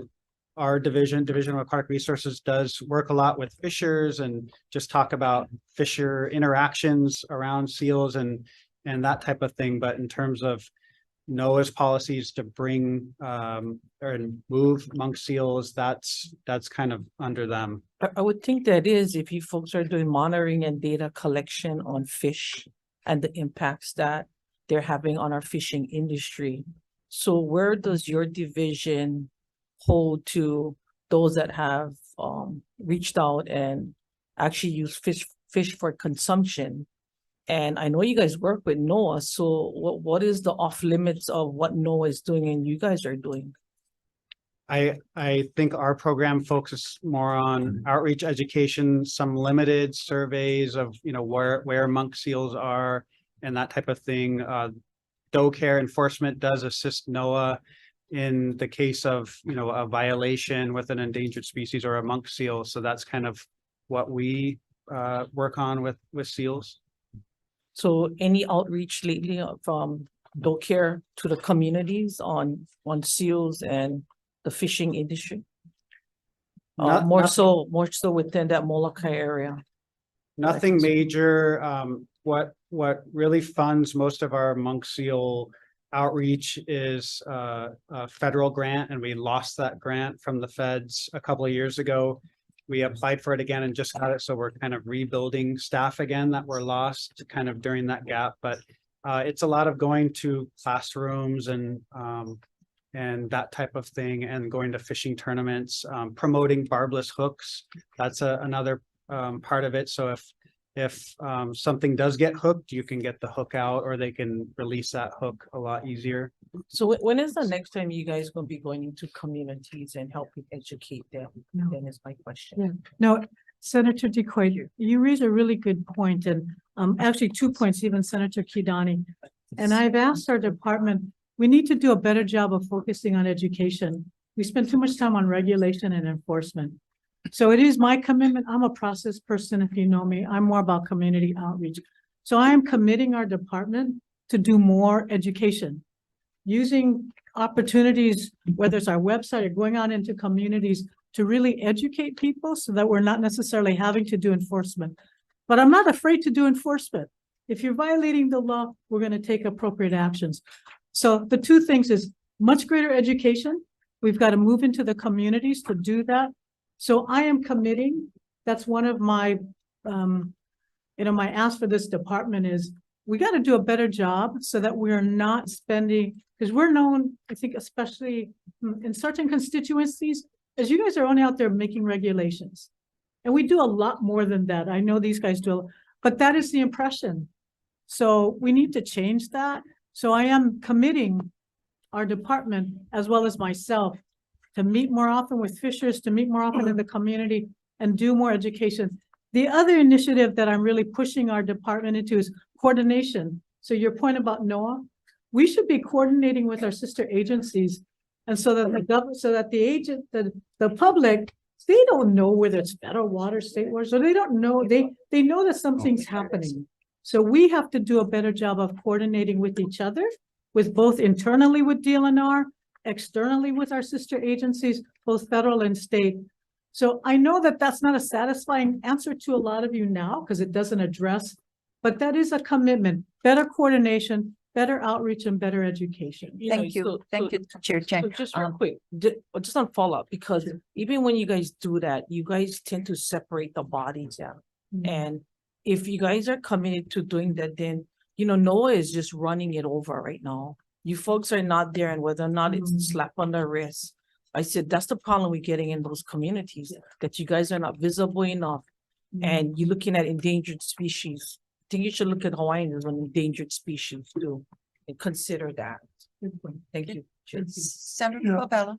Just with the explanation with NOAA and stuff and working with you guys closely, who gives them the authority to grab an endangered species, take them out of the element and relocate it in the community without any community input? And that's the thing I like. So like when they would kill not them, but they murder our monk seal Evelani. And I got killed in there, we didn't see it anymore. We have no follow-up. So when we report the murder of our monk seal, we don't have a follow-up. Why did the monk seal die? Somebody would poison them, had feces, we don't know. So how is it? You have a site that you can go in Eva, this monk seal was found dead. This is the causes or maybe cause. They don't know. So when we as people of Hawaii get angry, when people go and taunt our monk seals and they're gonna slap on the wrist, think it's funny, riding home and really being very, very disrespectful. And when they get cracks, they like sue. The bottom line is we gotta have that thing. And what Senator Chris Lee was talking about, if I see these boats speeding around Kaneohe Bay or whatever, and I report them, who's the follow-up on the report? Because I can guarantee you, not only Senator Chris Lee seeing that boat, 5 out of people seen the boat. What happens to the boat and they're licensing to rent the boat to people that go out there on top of on sandbar and make a mockery of our natural resources? Those are the things that we need to know to follow up so that Senator Chris Lee can tell his constituents, go here, put in a complaint, take pictures, whatever. So we can have enforcement. So we don't have anybody coming to our island, using the boat, endangering all of us on the sandbar, endangering our families' lives and our natural resources. So we get some enforcement. I understand you guys do policy and enforcement, but how we, the public, can help you guys. That's the thing. We have no way of doing that. And that's for decades already. So when we see you guys, we want to see you guys say, well, you guys would shut us down. Not that you guys are a partner or a friendship within the community, because right now he asked a question about speeding. We had no direction in saying, hey, we have a website for putting complaint for speeding boats. He didn't have the answer that he was looking for. And I think that's what the frustration for us in working with the agency. How are we going to get better working community relations? Because this person is going to end up, he already committed to do criminal after this boat is what doing in Makaha. And I told him not to. He's willing to go out there and attack the people on the boat. And that's how it's going to come to when it comes to no resources for us. It's frustration. Yeah. So when we call, we want somebody to show up. Thank you, Senator. Thank you. Yeah, thanks so much. Many of the questions we're going to ask were covered as well too, but I just have a few more. Land division, Russell, regarding 141, not more or less 101, but I noticed that why are the water licenses managed under the land division and not CWRM? I'm just curious. License or leases under. It's under your, yeah, it's under 141. Why is that? It's a land and water dispositions is under, we handle the. Can you pull up the mic closer to you? The water, land and water submerged land leasing practice is our practice at Land Division. We work with CWRM and the CWRM does the That's because of the regulatory side. leasing. Yes, Because yes, of the leasing right, and the situation. right to draw the water later after that. Okay, with regards to then the water licenses, how much of the revenue comes in? Substantial? And if you don't have a figure, you know, you can It's send it. generally, does not cover the funding that we provide from other sources of funds to Water Commission. We fund, I think, about 5 positions right now, Water Commission, as well as some of my staff who are dedicated to water leasing and licensing right now. Oh, okay. I was just kind of curious with It- that. It's a small amount generally. The Oh. largest I think we get is from the big water user up in Maui, EMI, right? now. Okay, you have somebody back Sorry. of you I just. wants to explain. Oh, yeah, just. Introduce yourself. Ian Hirokawa, I'm with Land Division. Just one thing I wanted to add too is with the water dispositions. The revenue DLNR only collects 50% because DHHL gets 30%, OHA gets 20%. So the 50% that DLNR receives is split amongst Land Division and CWRM. So I just want to clarify that. So the end result, you get less. Yes. Yeah. All right, thank you. Thanks, Russell. Jason, regarding care on 405. But thanks anyway for speeding up the working with with filling the positions as Chair Dela Cruz kind of mentioned, but and also the staff increases for the academy graduates. Yes, ma'am. So, with the assistance of the legislature for the ARPA funding we received approximately 2 years ago, we were able to fill 42 of our vacant officer positions. Those 42 officers will graduate from the academy, and I'm happy to report the academy started in August of last year. Right. It is continuing as we speak. It will end in the end of March of 2023. And right now, we still have 100% of those who started at the academy still surviving and with us. So the hope is that all 42 will graduate successfully, after which they will be deployed to their branches. So we're very happy that we will have that increased staffing in the field shortly. So how many people do you need to be fully staffed? We have 149 positions authorized in care right now. That's a combination of both law enforcement and clerical staff. So for law enforcement. Right. So unfortunately, right now, from my information, we even with the 42 recruits, we still have 38 vacancies within care. 31 of which are law enforcement positions and 7 which are clerical. But to address all of these concerns that members have about regulation, education, when I went to, I think it was Heia Pier, there's no office for a care officer. If every pier had offices for care office, what would that look? What would that whole infrastructure look like? If we had a real presence, a real strategic plan, how many people would we need? What kind of facilities? Senator, that's a great question. I think to start off with, we would like to fill all 149 of our authorized positions. No, but I'm not asking what you want to start off with. I want to find out what's the end game. Because then, some of the things that the education chair is working on with the superintendent are these academies. And now HCC is your partner with the academy for care. Yes. So there's early learning, early college. We're talking CTE certificate or AA for this kind of position. we can broaden the pool by working with DOE and community colleges to get more dole care officers quickly. But if we don't know how many, if you're gonna tell me, oh, I only need 10 more, then there's no sense in doing it. But if we actually need several hundred more, then it's worth the investment to work with DOE and community college, because I'm sure there's a lot of neighbor island high schools too that would want to participate. And with the early college, we can do a lot of things via Zoom now. So you could be taking a class at HCC, but be from Hilo or Hawaii. I totally agree with you, Senator. I cannot come to you right now with that information as far as how much numbers of officers we would need to meet fully the expectations of everyone, including increased education, presence, as well as, 24-hour response capability.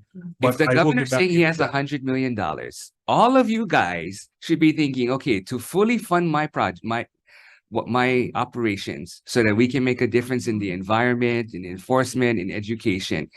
I'm surprised all the divisions aren't saying, okay, 100 million too.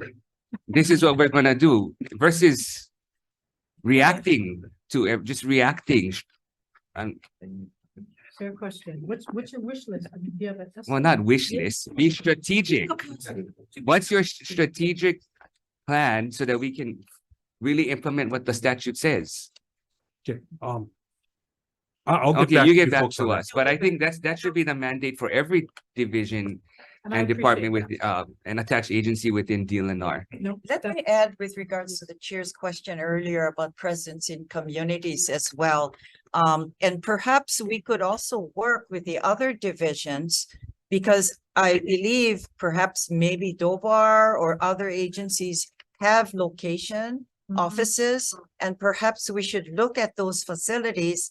And if we need to increase the building or the capacity That's what I'm and the saying. service, that can be provided.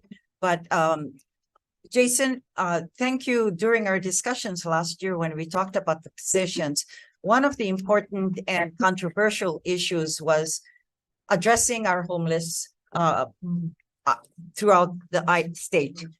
In particular, Diamond Head, and I think we kind of eased a little in good coverage.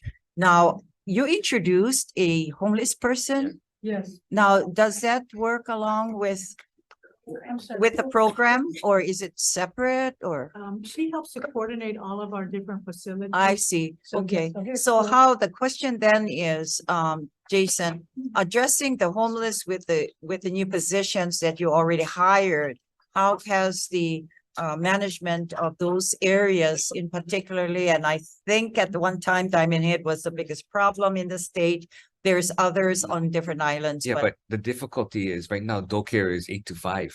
And with some exceptions, they'll still work overtime. Yeah, They're and not the there question- 24/7. They're not their Exactly. holidays. They're not their weekends. And a lot of And these that's parties are all, That's why at the night position or- was important, right? but they're still not Not up fully, beyond 8 to 5. and that's the question. So if, Versus HPD sheriffs, they're 24/7. Yeah. And hopefully with this new law enforcement agency, they'll be 24/7, but dole care is only 8 to 5. So if you hunt at night, there's nobody out there. that's right. You make exceptions. So, If you know, if you're going in and taking native species at night, there's nobody out there. So that's where going back to my question, what is it going to take so we can actually implement the law? Right, okay. Question to the homeless, I'm curious how things have shaped up, or has it improved, or? I know it's So challenging. it's challenging because we're just one piece of it, right? And the solution to homelessness is actually going to be in housing and in case management. Right. However, thanks to Dole Care, we do have a full-time officer assigned to outreach to homeless, and so and enforcement. So he does a lot of work checking on all our properties. You're making a Not face because it's enough. not enough. Yes, Yeah, I yes, mean- but it's more than anybody else has. And Big given our Island alone, limited- you know how much Oh, land yeah. DLNR has? Oh, yeah, we need one on every island, right? We only have it on Oahu, so, but it's better than nothing, so I'm glad I got that one.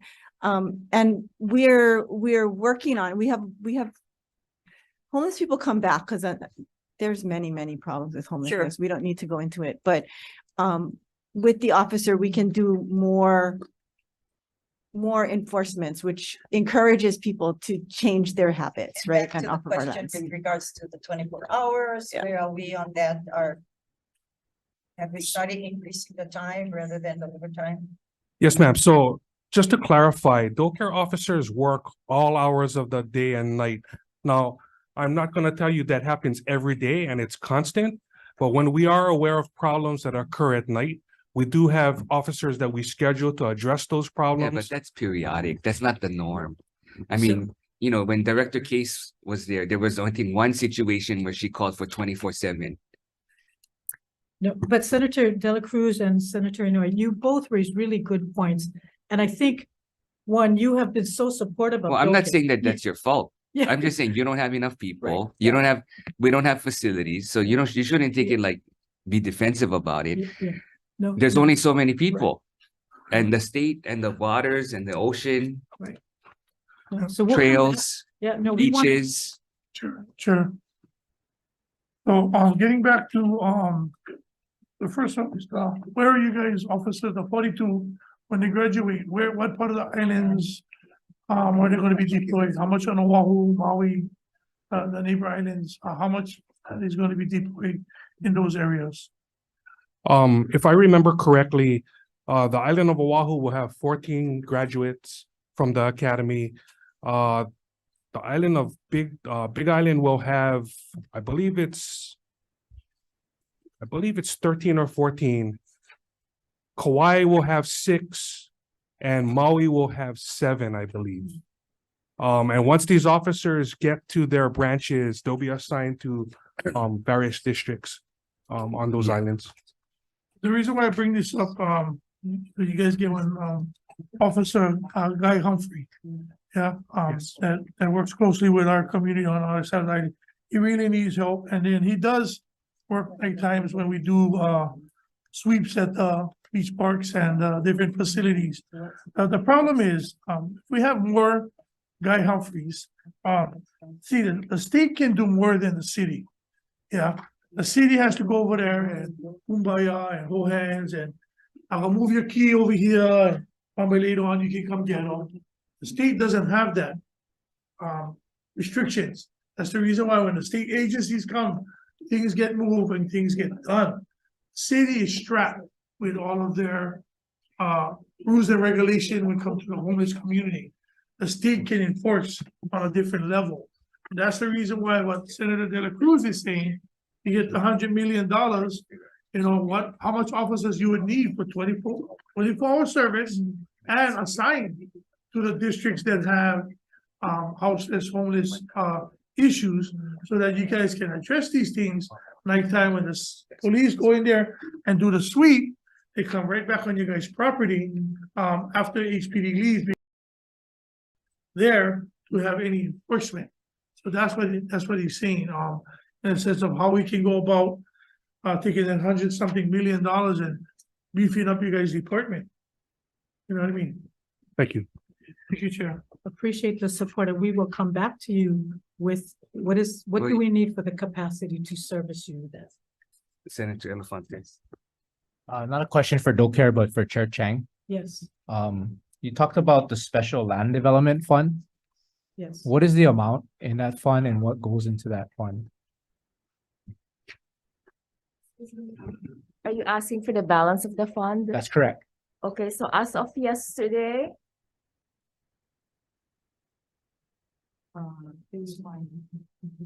yes, As we have. Oh, excuse me.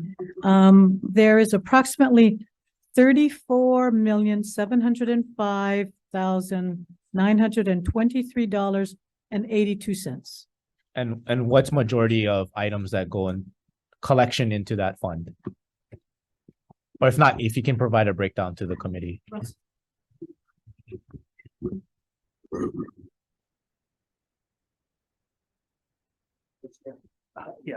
We administer the fund at land divisions. The majority of the revenues are from lease rents, statewide. We get other sources may include submerged land permits and leases and easements along the shoreline. Okay, thank you. Thank you, Chair. In the land conservation fund though. The recent audit asked about second and any subsequent drafts of the resource land acquisition plan, along with the commission meeting minutes. They weren't available for everyone.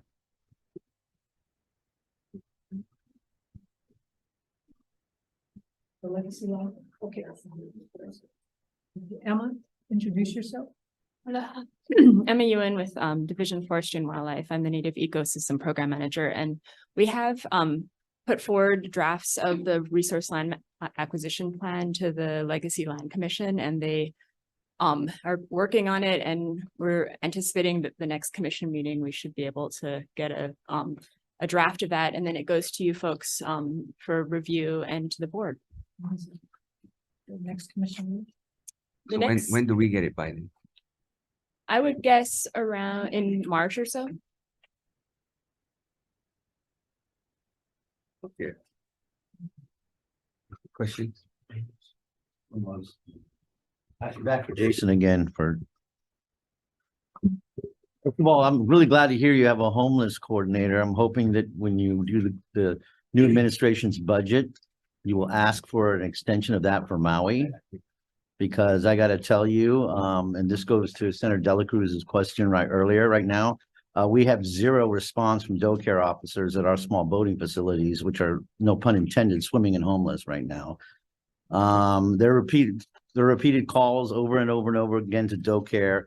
And basically, to his earlier point, when a response comes, it's days later, when obviously the activity in question hasn't happened. There have been offers by the permittees themselves to install on their own dime security cameras to record footage to help the officers, and that hasn't gone anywhere. So, I was, very supportive of the idea by DLE to expand quicker than their original footprint to do enforcement services at Maui facilities, because there is no response. And you told me there's gonna be 7 positions for Maui. Maui's 3 islands, huge swaths of land. And your guys' #1 mission statement at DLNR is conservation and resource enforcement. And, Maui Police Department's been helping, but they bring up the point repeatedly that this is a state facility and state law enforcement should be there. Sheriff should be there to respond. And so I guess my question is, hopefully your department will look at expanding or asking for an additional homeless coordinator position. And that you work with DLE because to fill much needed gaps with them for our small boat facilities over in Maui. Because I don't think even if you ramp up, if it's only 7 positions for Maui, it's just not going to be enough.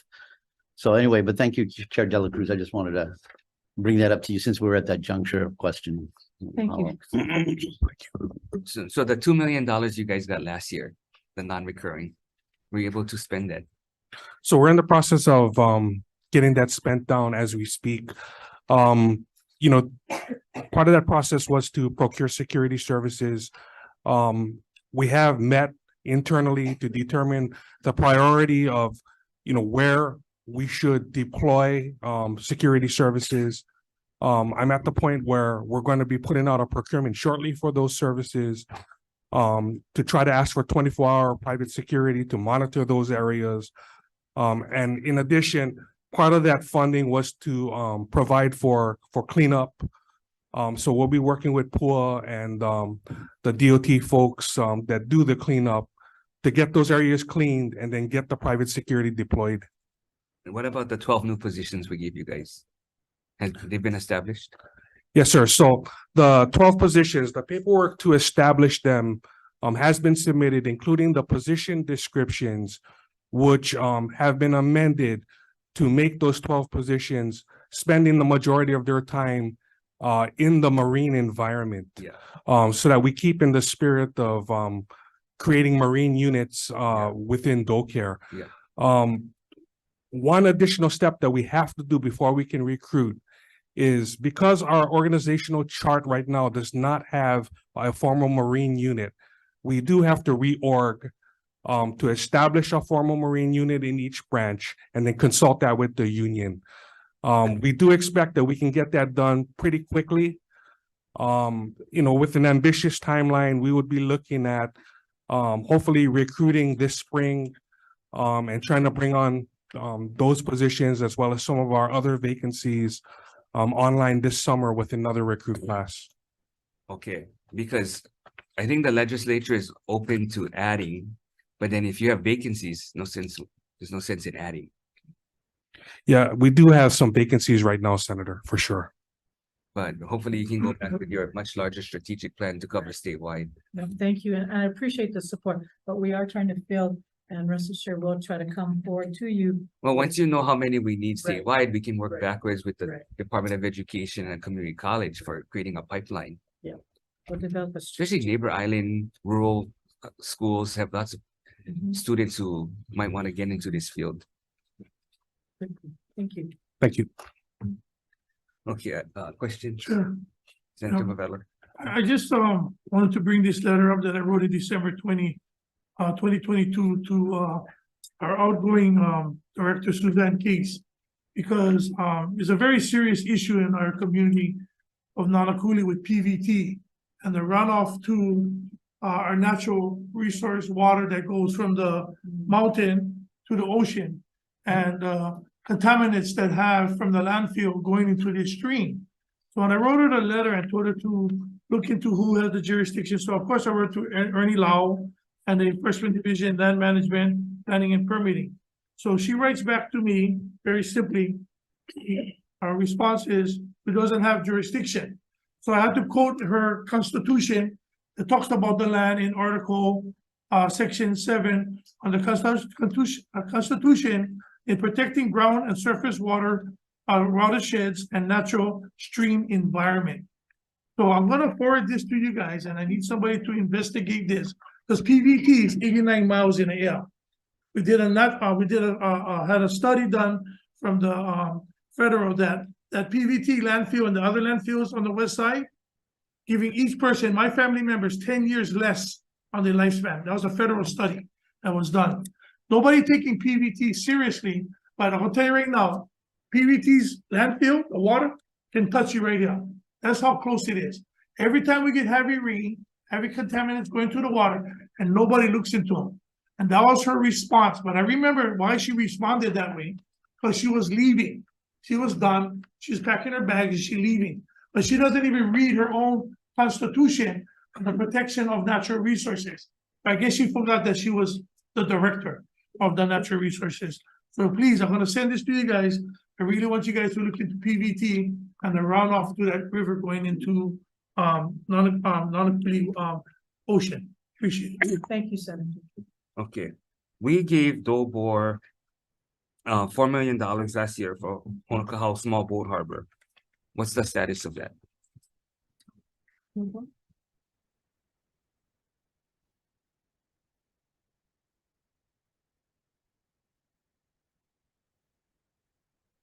Afternoon, Chair Good Dela afternoon. Cruz, committee members, Ed Underwood, Administrator with the Division of Boating and Ocean Recreation.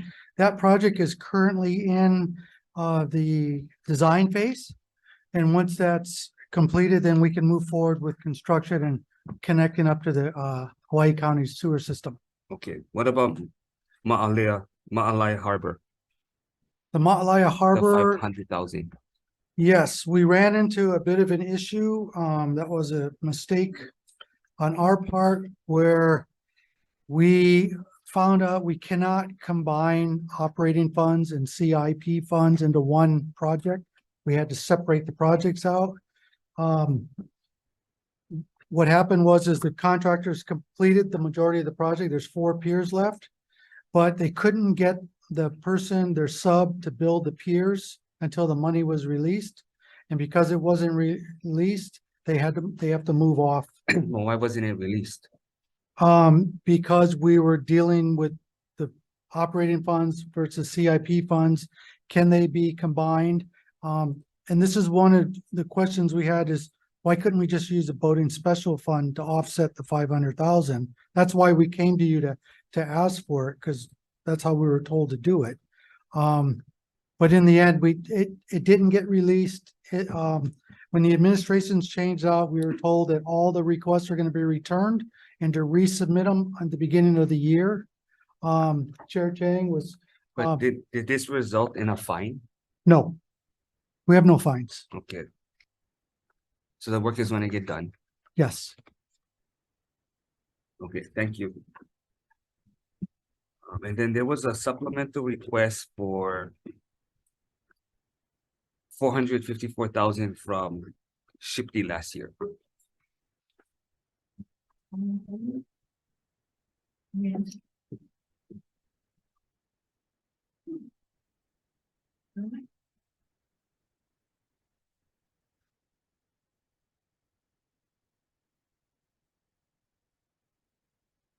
Aloha, I'm Alan Danner, I'm the administrator of the State Historic Preservation Division. If you could repeat the question, Sandra? The 454,000 that we provided Shipty, just wanted to get an update on that. For the new positions? How did you end up spending the money? Ordered. I'm sorry, I'm not aware. Wait. I have on record 200,000, 100,000 for digitization and 100,000 for Azure products and support. So that's what we got. Yeah, so how did you spend it? Okay. Okay, so for What's the the, status? yeah, so for the, excuse me, for the digitization, we're in the process of releasing an RFP to hire, a private sector vendor for that. The other, what was the 154? Azure cloud.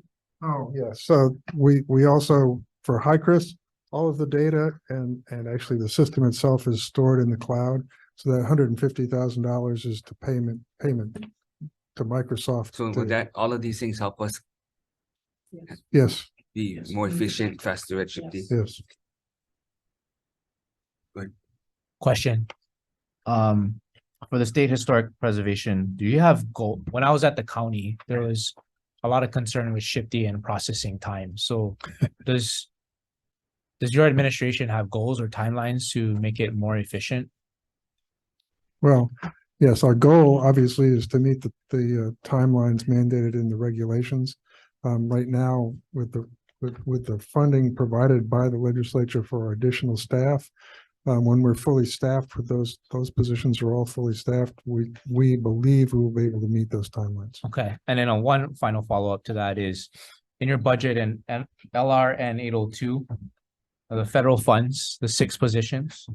Correct. Is that from ARPA funding or is that separate federal? No, funding? that there is the National Park Service has a fund. So that's a called the- recurring federal fund. That's a recurring funding, yes. Okay, thank you, Mr. Chair. Okay, I guess for the chair, what is the department doing to prepare for the lease negotiations with the federal government? For the Department of Defense?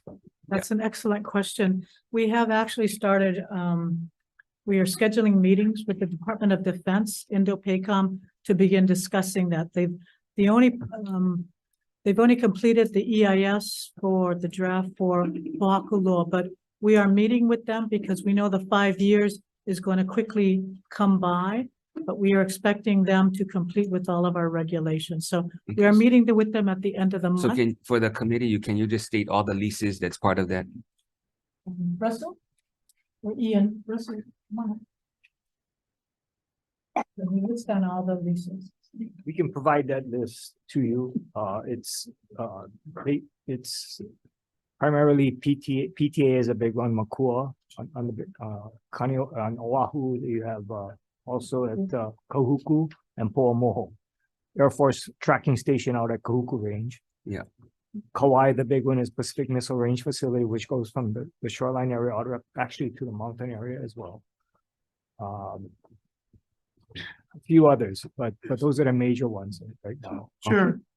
Not only just we don't take just the leases and the one that Senator De La Cruz, we like the licensing, the right to entries, the agreement and the memorandum of agreement for include all of the DLNR lands. Not just the leases that coming up. We like all of them, the right to entry. In regards to DOD? Yeah, In regards to DLNR. No, well, in the leases with Department of Defense. Yeah. So not every lease with Yeah. every. Yeah. Yeah, Just all he military- wants is all of those things for the military. Department of Defense. Because the reason why I'm saying this, okay, so, Puakaloa, the military think they own the land. They have both sides, they bought from Paka Ranch, all right, and they have the government had the other one. Puakaloa is there. So when we went to this tour, and Senator Kim is not here, they don't have any intent on not having their lease extended. They're already planning. So somebody needs to go investigate when the lava was flowing, yeah? The lava was flowing. They get pictures and are waiting for the pictures. They went there with their machines to divert the lava. I'm asking for an on-site visit. Because if they did that, that's a big no-no. You don't do that. But the natural flow was going to destroy Puakaloa. So be it. Okay, so what I'm concerned about, I'm gonna tell you this right now. Puakaloa, there is no need for Puakaloa. What they gave us in that meeting room, there's no need. All the military bases, whoever listening now, have to acknowledge our Hawaiian flag. When I asked them the question, you know what the Hawaiian flag was? In their meeting room when they turn on the TV. Only when the TV comes on, they're Hawaiian. Other than that, they have nothing to do with us. That is our sacred area. Mauna Loa, right? I mean, Mauna Kea, right? And Kilauea, all that is our natural environment for our communities, but it was taken. We don't need this life fire. How you think the volcano in Iraq? Upset already, yeah? So you guys gotta have that communication with the public, not just with the military, because the public don't want that place already, a lot of them don't. So I really would want a list of these negotiations you guys are gonna make, because it's gonna affect us, but they want another 65 years, an option to buy. I was in that room. They wanna buy Puakaloa. Negative. They don't own that land. And Senator Favela, I greatly appreciate your comments. I mean, we are going to place the burden on the Department of Defense to do a lot of that outreach. And unless they do the outreach to educate the community about what they're proposing to do, we're not expecting them to come to the land board for the first time. That's when the community hears about it. That's why we've asked for a meeting now to begin to discuss these. So there are no negotiations right now. We are just processing their requests. So we want to make very clear to them what the expectations are, but there are no negotiations with DLNR. Okay, so within the 5 years Yes. that you said, what are the expectations you have of them? And if you can give us a timeline of what those are. Thank you. Good question. We are looking at having them. No, you don't have comply- to tell me right now. Okay, I don't, okay, Yeah, you I give me appreciate that. So the 5 years. So there's Okay. a follow-up to that. Okay. Do you know how much they paid? So at least he can see community How much they- update, for each those- island, which, Do you guys know how much they paid for all those years being on the land? The lease does How much? the lease only has a minimal amount of rent, $1 or less. For what, a year? $1 a year, or was $1 for 65 years? $1 a year. $1 a year. I think, Okay, I think that. I'll pay $2. But, Can I get but the lease? frankly, Senator, I don't think they've paid it. Oh, sorry. Oh, my goodness. okay, so if we can, Government to government. Okay, we will provide that. yeah, so your plan as to what you expect the DoD to do, so we can see that. Okay, And I'm not sure if you're gonna be doing that in a group of leases, or if you're gonna group them all and have them, yeah. or you're gonna have different expectations for each lease. The expectations should be the same. But So the we don't, timeline, yeah, we're not too sure what their timeline is. It's when they submit to us their. but all the leases come up at the same time. All of them expire, right, but they've been, we've only received just Pohakuloa, so we don't know what their plan is, but as far as we're concerned, the expectations will be the same, no matter what. Which you're gonna order. outline for us. Yes, Just but we briefly, will discuss it with them. just briefly, Senator, to give you an idea, the lease comes last. There are certain conditions that must be met, i.e. an EA or EIS, a conservation district use permit. To the extent that invasive species and threatened and endangered species Yeah, are no, impacted. I think everyone is okay with that, Yeah. and what the chair is talking about are additional requirements that she wants to put on DoD. Right, it is. So I don't primarily think outreach. that's gonna be compromised. I think that's still, so you can add what Russell's talking about Yeah. into your timeline, because that should be the minimum. Well- And what you're talking about are additional steps that you're requiring of Yeah. them. We will expect them to do more than what the law requires with respect to community engagement, but that's their responsibility. if they get sued or that's, but we don't, how would I say? We are not dictating what their schedule is. All we're telling them is this is the regulatory requirements, but we are expecting them to do genuine, meaningful community engagement. So we may not have a specific schedule for you, but what we will have is at least what our No, but expectations. but you would have to define what that genuine Sure. community outreach is. Yeah. Because you could say that, they could hear that, Yep. but your definition and active basis, even just based on Sure. Red Hill, what you think is community engagement is different what they may think it is. So if you can outline what those requirements are and what you expect, then we can at least take a look at that. Okay. We will do that. Chair, did anybody follow up with the fire up in Pocalock? Did anybody follow up on the damage to our invasive species and our protected native plants? Did anybody go up there and did an inventory? Do you know? David Smith is. Okay, can you, I mean, you don't have to say it now, or Okay. if you did, just send it to us. I want to No. have an inventory. Yeah, if you can just give us maybe Is the that- report of what occurred at that day. Okay. And it's- Appreciate it. Thank you. Okay, does DLNR have an inventory of all ceded crown lands across the state? It's not an inventory list, Senator, per se, but we have, on our system, the trust status of lands. And primarily, it's not so much divided between, crown versus government. We lump those two as ceded. Yeah, and it's called classified as 5B. So we have the Admissions Act's classifications, right? So 5A, 5B, Okay, C, D, E, right? And so we have it that way. okay, because And most of the primary, bottom line is majority of the lands, 98% probably of state lands is ceded lands. based on when, because I would say all the Campbell lands were not ceded, Yeah. right? All Yeah, the those lands that we bought are not but those are ceded. limited and we're very familiar with the non-ceded. A lot of the lands. new schools are not seeded, New schools that DLNR acquired for the DOE. or even the developers built new schools. Through DLNR, we would have that on our system and those. But I we thought all of classify. those properties for Board of Education are supposed to go to the Board of Education now. I thought all of that's supposed to get There was transferred. legislation, yes. Yeah, but you didn't transfer them yet. Well, some of the legislation operation was transferred by operation of law and so. But what about the ownership? I thought the ownership is supposed to go to Board of, Yeah, that's what I mean, the ownership, the operation, you wouldn't need a deed. In some cases, many of those properties, it's by operation of law, by passage of the law. And therefore, the DOE would hold title on okay, those. no, but I thought. Others might I require. thought a there was deed. something similar to Act 90 that requires DLNR to transfer all of those ownership to Board of Ed. There was a portion that was automatic, Senator. There was a portion that might require a deed, separate deed, but we haven't gotten any requests. Okay, per we'll se. double check, because I thought there was a statute that required something similar to Act 90 in regards to DOE. And there was the other one with the counties, the county-owned Yeah. owned schools, and those, I believe the county and DOE is working together. We're not involved in that. That was supposed to be a direct transfer from the county to DOE. As far bypassing DLNR altogether, Yeah. so we're not involved. Okay, well, we want to see an inventory of the ceded lands and the values of those lands. Is that on interest? The public trust land system, Yeah. our system, it does have the trust status. And you Okay, can so look can at, you give us the inventory? Can you take it a step further and actually give us an it'll be inventory? pages and, yeah, it'll be, We it'll will be a get lot. something to you, whether it's a link to our system. Well, or I the just want to actual see documents. where, if we reconcile this with OHA, is it on this, are we on the same page?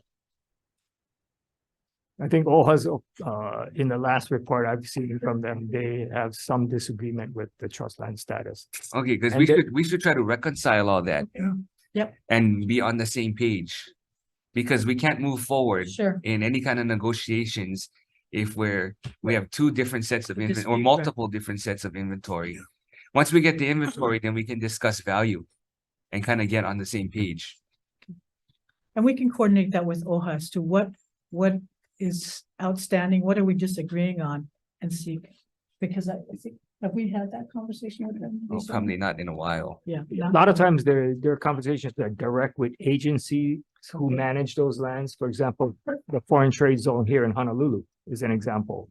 Ohabili, certain portion of that land is. Yeah, so if you even have a list of what's Okay. definite that you agree on, Yeah. what's questionable that they think or you think, at least Right. we can pull that aside and work on that separately, but we have a base. Okay, we can work on that. Are you aware of other departments that own land that are seated, or is it only DLNR?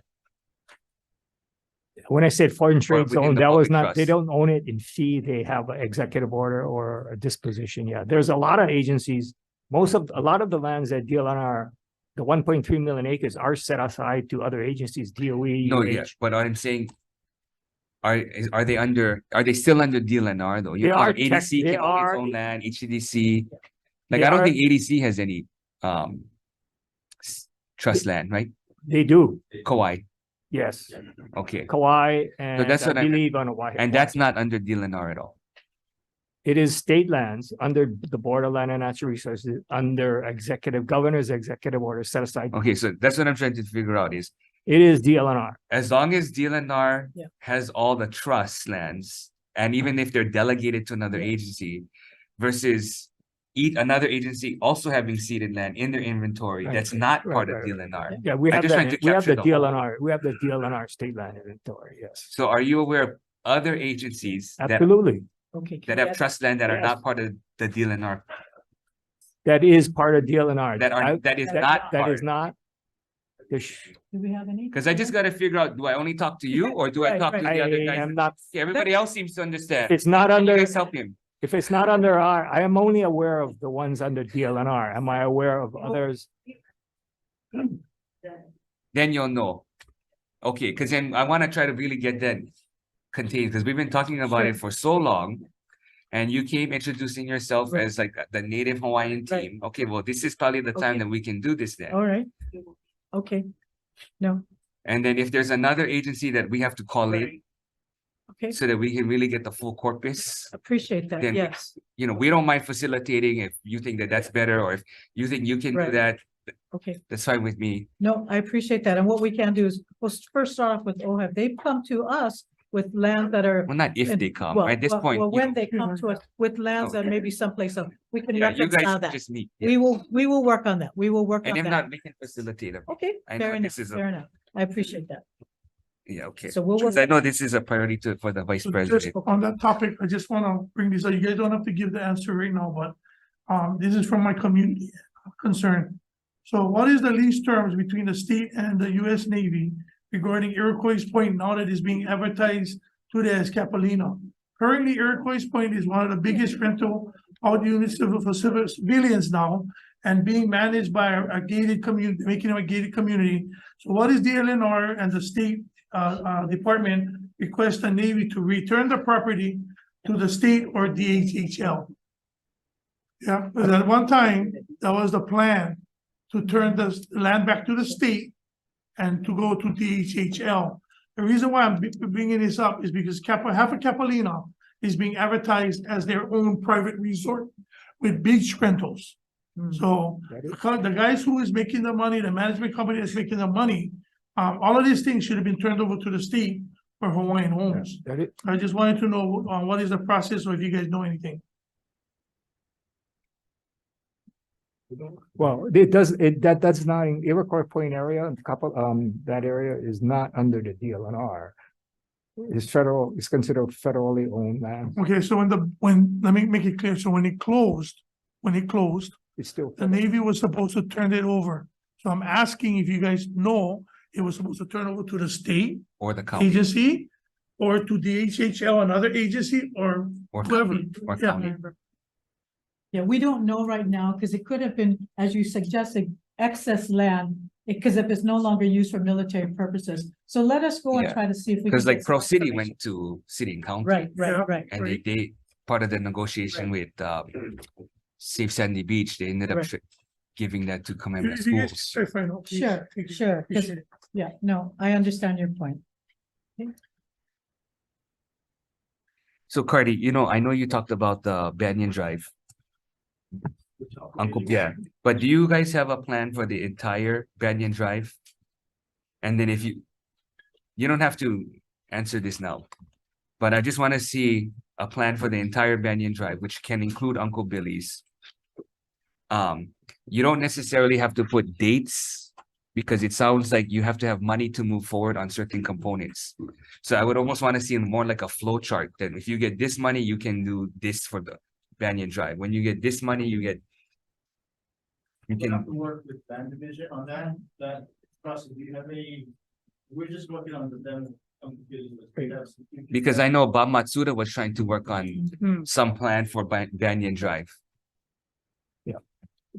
It, To you the know, extent that there are some of the lands that we have here are under longer term leases, so it's gonna be a while before we ever see the land. No, that's coming fine, back. but Yeah. the lands that are still in lease, that's fine, but there are other lands that are not, that Right. you're supposed to redevelop for a more comprehensive plan. We'll go back and see what we can provide. Okay, There's, 'cause the there's WAM been some, there was a Banyan Drive Authority at one time and they had a conceptual plan that was, but then that agency, which is actually a county Yeah. agency, had kind That of. was under Kinoi. Yeah, and it And kind then of, that kind of disappeared. yeah, but that's kind of like, when we Harry have Kim that came plan back. and, yeah.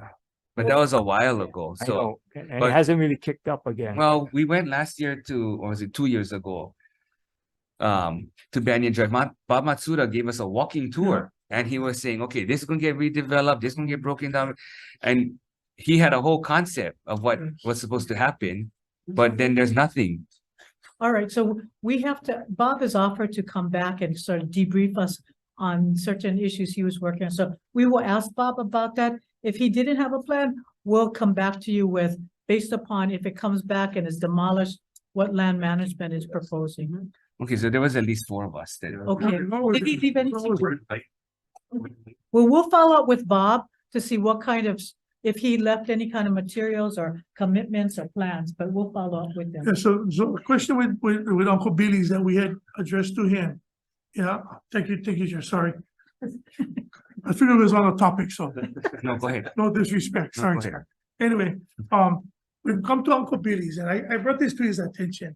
Here we are again, we're spending, I don't know how much money, $12.5 million to demolition. What is the plan? Why don't we find people that wanna, because we live in the most beautiful place in the world. Anybody come, that's the Canadians on Mauna Kea, and that's the Canadians taking up our solar farms. They love building things around here.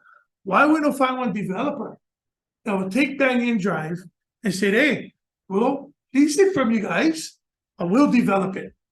And we charge them.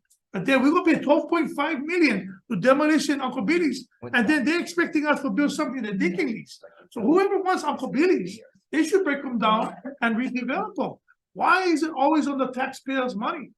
That's the most beautiful place over there. Somebody should put it out for bid and let them run. They manage them and we get the money. You know, I just don't understand it. 12.5 million is a lot of money for what, one empty lot? We did try, Senator, RFQ for that idea. Yeah. And the one interested party, there was no actually interested party except one, but he combined it with trying to tie in the neighboring property, Country Club. He would Yeah. not do it together on a separate Yeah. standalone because that parcel is relatively small. I don't Yeah. think the least. And so it was headed in that direction until there was some problems that occurred, which ended up the selection committee had decided to reconsider and they ended up terminating that procurement. We went back out again, separate without Uncle Billy's. And the reason we did that was because we actually had a consultant on board evaluate exactly that idea. We had an appraiser. They ran the numbers and the amount of money that is costing to demo and then to permit up and rebuild again. The developer would not go for it because it would not generate adequate revenues throughout the entire 65 years in order to make up the cost of demo and rebuild. So it was almost like. One reason why I bring this up, what is the timeline? Because I asked him where I could see the time they put out the bid and all that. I'm pretty sure you put out a bid now on these things. It's gonna be much different. But see, you guys only talking about Uncle Billy's, right? Dylan Armus, who the one that we walked through, they own most of all that parcel. So why don't you guys bundle it like most developers do? bundle it out and let them manage the whole Banyan Drive. Not just Uncle Billy's, let them fix and erect Uncle Billy's, take over the management and improvements of that whole Banyan Drive. And then the inventory that they're gonna have, it would be more, maybe more money that they would think that would be worth it in doing Uncle Billy's. And Senator Favela, you raise a really good point, and I think we will take that into consideration when we look at an overall strategic plan. Because I think there's two issues here. Is one, we shouldn't be having the taxpayers pay for the demolition. So we are looking again at all of our lease term rent, our lease terms, so that there is a provision in there for that the lessee has to put up a bond or some kind of performance bond to pay for demolition or decommissioning, so that state doesn't get picked up with the Opala. So two things, we're trying to look at long-term solutions to avoid this Uncle Billy, but we also recognize we have to do something, because as you say, it is such a beautiful piece of property. It's right now a health hazard. It's also, we're wasting money. So we're trying to expedite the cleanup because we have explored your options. But we will consider all the points, because you've raised some very valid points in addressing the larger question about what are we gonna do with, Banyan Drive? So thank you so much for that. Okay, but in your testimony, if you look under Land Management Division, I think on the second page, then it says, first paragraph, the Land Division participated in Hawaii Interagency Council for TOD. Land Division is also evaluating options for redevelopment of certain aging buildings on Banyan Drive. So you should have some evaluation documentation already. We have a lot of studies on Country Club and Uncle Billy's. So and Reed's Bay. So apparently they have done some studies, but I'm not sure if that's consistent with what Bob may have taken you guys on a tour on. So we'll try to get that information. Yeah, I'm just not sure if the strategy is only to evaluate and just leave it the same and then keep evaluating 5 years and then we evaluate again 5 years, or what we're gonna do. We're gonna do something about it. No, good. And I think we'd like to just also engage the community in what may be a good approach, but all of these are valid points.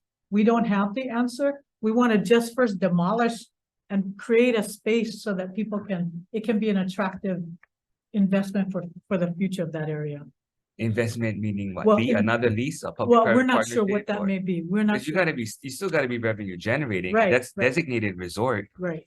So it's just, Right now, we need to take it down because of the issues that we're facing and the complaints that we're getting from the neighbors, the homeless and fires that occur on the site. and we think we're in a better position to make it a more valuable revenue generator if we demolish and clear it off.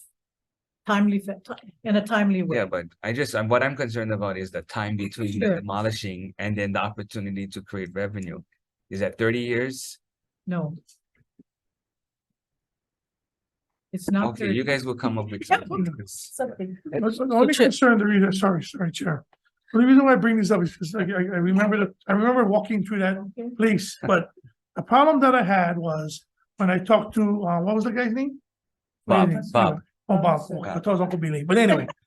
The bottom line is, guys, he told me that they're gonna bust them down with our money.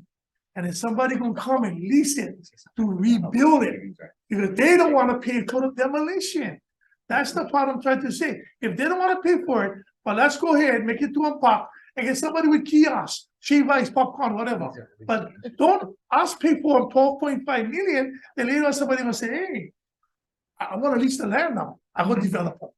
You see what I mean? Yeah, no, That is wrong. your point is well taken, Senator, and I think we explored that. We did go out with an RFP. We didn't get any good takers, so rather than kind of waiting to keep on going out for RFPs, we've taken the position, we need to demolish that. It's a safety hazard, but we're losing money every time that facility stands, right? Yeah, but So in we're the gonna- past, you guys have had pilot project bills. Yeah, So I don't know if you want to reconsider some of that. I mean, I know Harbors has a pilot project bill. I don't know where it dies, but you might want to take a look at that. all right. Because if not, I'm just afraid one year is going to turn into 30 years. Not under our watch. Not under. Pounce. Thank you, Chair. So Chair, really quick, I wanted to revisit the access deer situation and erosion. I know that a lot of your guys' lands that you guys are now fencing up are eroding. And you're addressing what you guys did earlier with the access deer. Where are you guys on that? And how do you folks enforce the areas of lands that are being run off due to an invasive species that is under your purview? David? Morning, David Smith. I'm the administrator with the Division of Forestry and Wildlife. So last year we got $1.2 million in funding. It was $1,087,000 and change of non-recurring and 3 permanent positions. So we're in the process of hiring those positions. We're in the final stages of getting those on board. We have purchased the other line items under that funding was purchasing of an infrared unit. We're doing that as we speak. Vehicles, we're procuring those at the moment. We've bought some deer traps. We've bought trailers, at least one trailer, procuring according to the budget.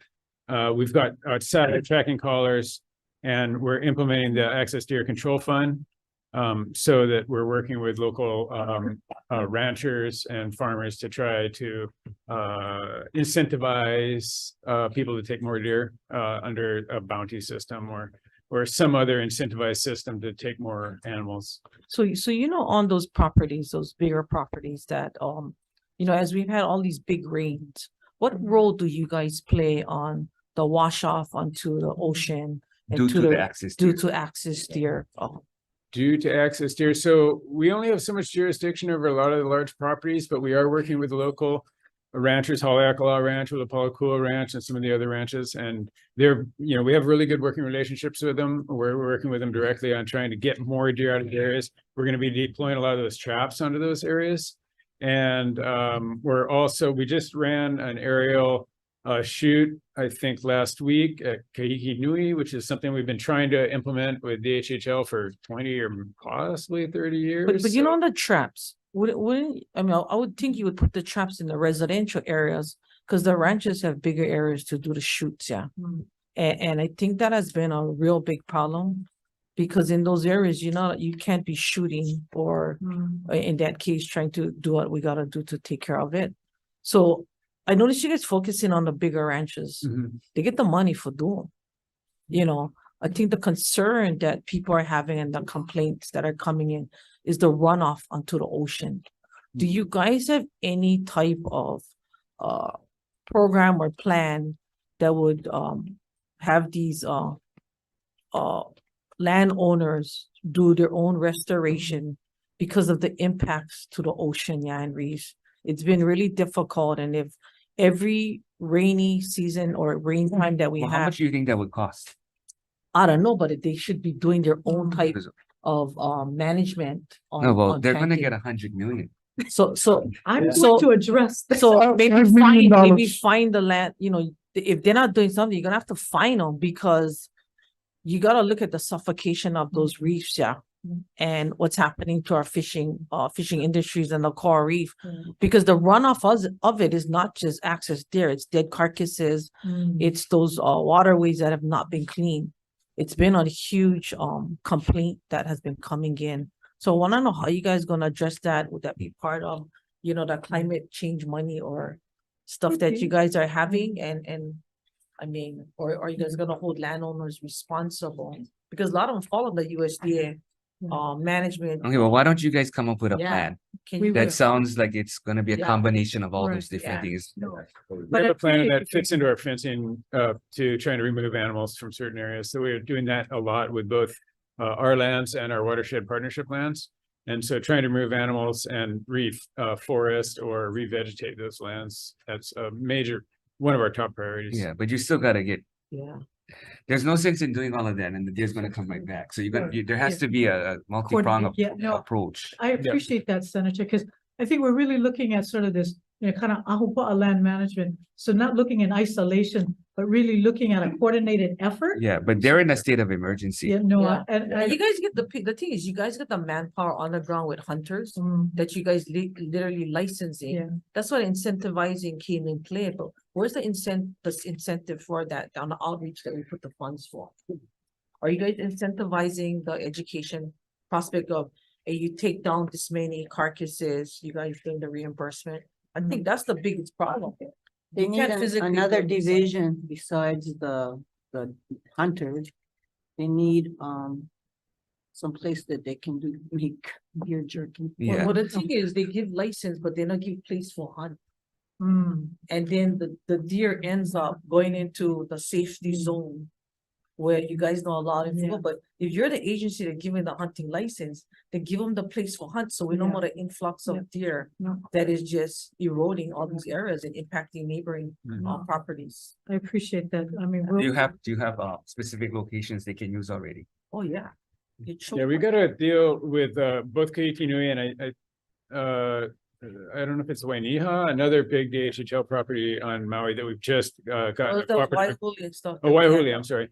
Yeah, And that is opening up. now. and so we're opening that up to public hunters. I mean, we don't have the jurisdiction to just tell people Oh, yeah, I know. that they have to let That's why we people help into you guys their get land. that So we try to make these cooperative deals, and we've gotten a couple of DHHL recently. we appreciate the support, but. Yeah. No, thank you. You have a question? No, I just was thinking about how we can do on fundraising, how much deers we can shoot and make some smoke No, meat. but we sausage. should be working with, I know my understanding talking to Senator DeQuaid is DHHL does have some processing machine for dehydration, for jerky. But talking to the community college on Maui, or Maui College, Louis. Yeah, so we've been talking about following a model in New Zealand where you can process so you need processing facilities for slaughter and processing choice cuts. Then you can do dehydration for jerky. Then we need tanning so we can do leather goods. And then we should work with CTAR on pharmaceutical research on the antlers. And then that way we can create a whole economy based on that. And so New Zealand has done something similar based on that. It's great. I think our challenges now is the permitting process on the federal and state inspection. We're trying to see how we can get the state to take the same certification as the federal, because we don't want to inspect us for the meat process. Yeah, but if you do that whole Yeah. ecosystem Right, and then working with the Maui College Right. and Molokai High School, we could create, going back to the academies, Yeah. No, I like that. concept. tanning, Right. slaughter, butchery, The whole animal. No. value added manufacturing. And then the good thing about Maui County is there's the inter-island ferry. All the county. So then if you build these facilities on Molokai, then Lanai and Maui can access it through the ferry. So we don't have to duplicate this through the whole county. But then it creates a whole ecosystem. Right. Industry. Yeah, we will support DHHL all the way if they want to do that. Yeah. Or can you take the lead? I don't want us to take the, well, In no. charge of invasive, take the lead. Very nice, but obviously better coordination. I love the idea. I mean, make an economy out of something that's invasive. So Yeah. we hear what you're saying. Ma. So, No, you Well, know, we'll have just- a bill yeah. for something, for a much more macro idea. So I just wanted to follow, I think the challenges we've had with Maui was that you folks would never you guys did not want the attention or the lead on addressing the deer problem. And I think you guys should be the lead agency. It falls under you folks, under your invasive species. And I just gonna leave it No, at that. that's fair. That's Because fair. you guys kind of kick the ball down the Yeah, road. no, You guys I are the appreciate that, agency. and we're trying, I mean, we will discuss that. I appreciate that. Thank you, Appreciate that. Okay, I just wanted to follow up on a couple of things.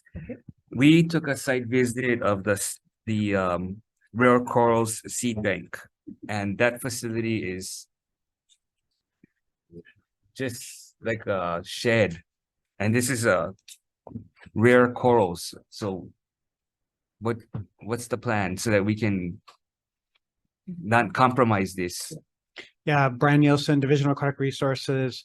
Yeah, the coral arc houses, I think, 50 species of rare corals. So it's kind of a seed bank, a backup plan if we lose corals, Yeah, but rare coral. we got to get a much more secure facility. So we just took over a warehouse next door to the facility that you toured a couple of months ago. It's actually cinder block instead of plywood, so much more Climate controlled. Climate controlled. It has Generator. It has those things that, I mean, we do need to put a lot into it to bring the water pumps. Okay, give us all of that. something, Okay. because you know, these kind of things. And if it's not part of the governor's request for the 100 million, we'll just take it from that. Okay. You're gonna get me in trouble. You're already appointed. You just gotta make sure you get confirmed. Well, he can always withdraw his appointment. Yeah. No. No, that's okay if you don't have a plan to spend. We do. I do. But I want to close with that before we leave. No, that. wait, I got like 50 more questions. Okay, shoot. Okay, I just want to find out, and I know you've already talking to our office about it, the reallocation of water allocation permits. Because some of the landowners, which I didn't realize, they get the allocation permit, they don't develop, and then now we can't free up other areas so that we can develop because someone's holding on to the water permit. Yeah, so Senator, I think what you're referencing is water use permits issued in water management areas, and Oahu is, except for Waianae, is a management area. So we do have some hydrologic units, Ewa, Kunia, Moanalua, Nu'uanu, Palolo, Wahewa, and Waimalu, that are almost at or sometimes over allocated, but the actual use is far below those allocation amounts. So, but then you can't. So if we wanted to proceed on state facilities, even we cannot because a private landowner is holding on to the permit and they're not going to ever develop. Yeah. So what we, from what I understand, historically, the commission hasn't looked at, it has the authority to revoke allocations for non-use. Because this came down with the Turtle Bay EIS. If you don't use it, you lose it. So I would think we would copy the same thing with water permits. If you don't use it within a certain time, then you're not for real on developing. We're taking it back. Yeah. So again, Senator, I think the idea is you're absolutely correct. We have to do an evaluation from issuing of allocation. Just analyze. Okay, is what that we something issue. that you guys are doing willingly, or do we need to legislate? You don't need to legislate, Senator. We understand the concern, and we have been looking at these, especially in the face of the Red Hill issue that came up, where the Board of Water Supply was looking at shifting its pumping to existing wells, in areas where they had allocation or the ability to do that. So we are looking at that. We did ask for funding for more staff in our groundwater and survey branch. We gave you a couple last year. That was for our surface water. So those are aquatic biologists.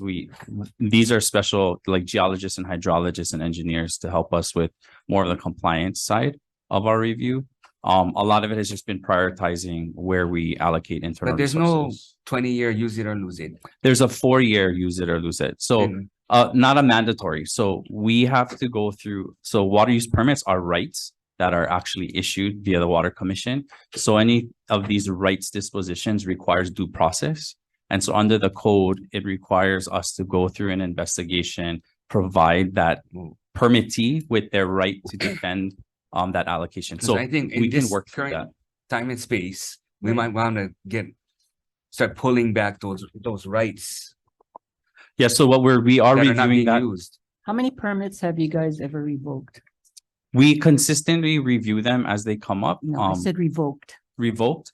We've revoked, I don't think we've revoked anything. We've amended some of the water use permits, for example, in Moku Kea, and I think Whitmore area based on the closure of the sugar. So sugar industry had a lot of these allocations, and when they closed, we reduced those. But that process in and of itself took time to investigate what was being used and what wasn't. So when was that last time that evaluation? I'd have to check with my staff, but before you. It was before I came in. So we it's haven't. been a while. It has been a while. We consistently review water use permits as we can.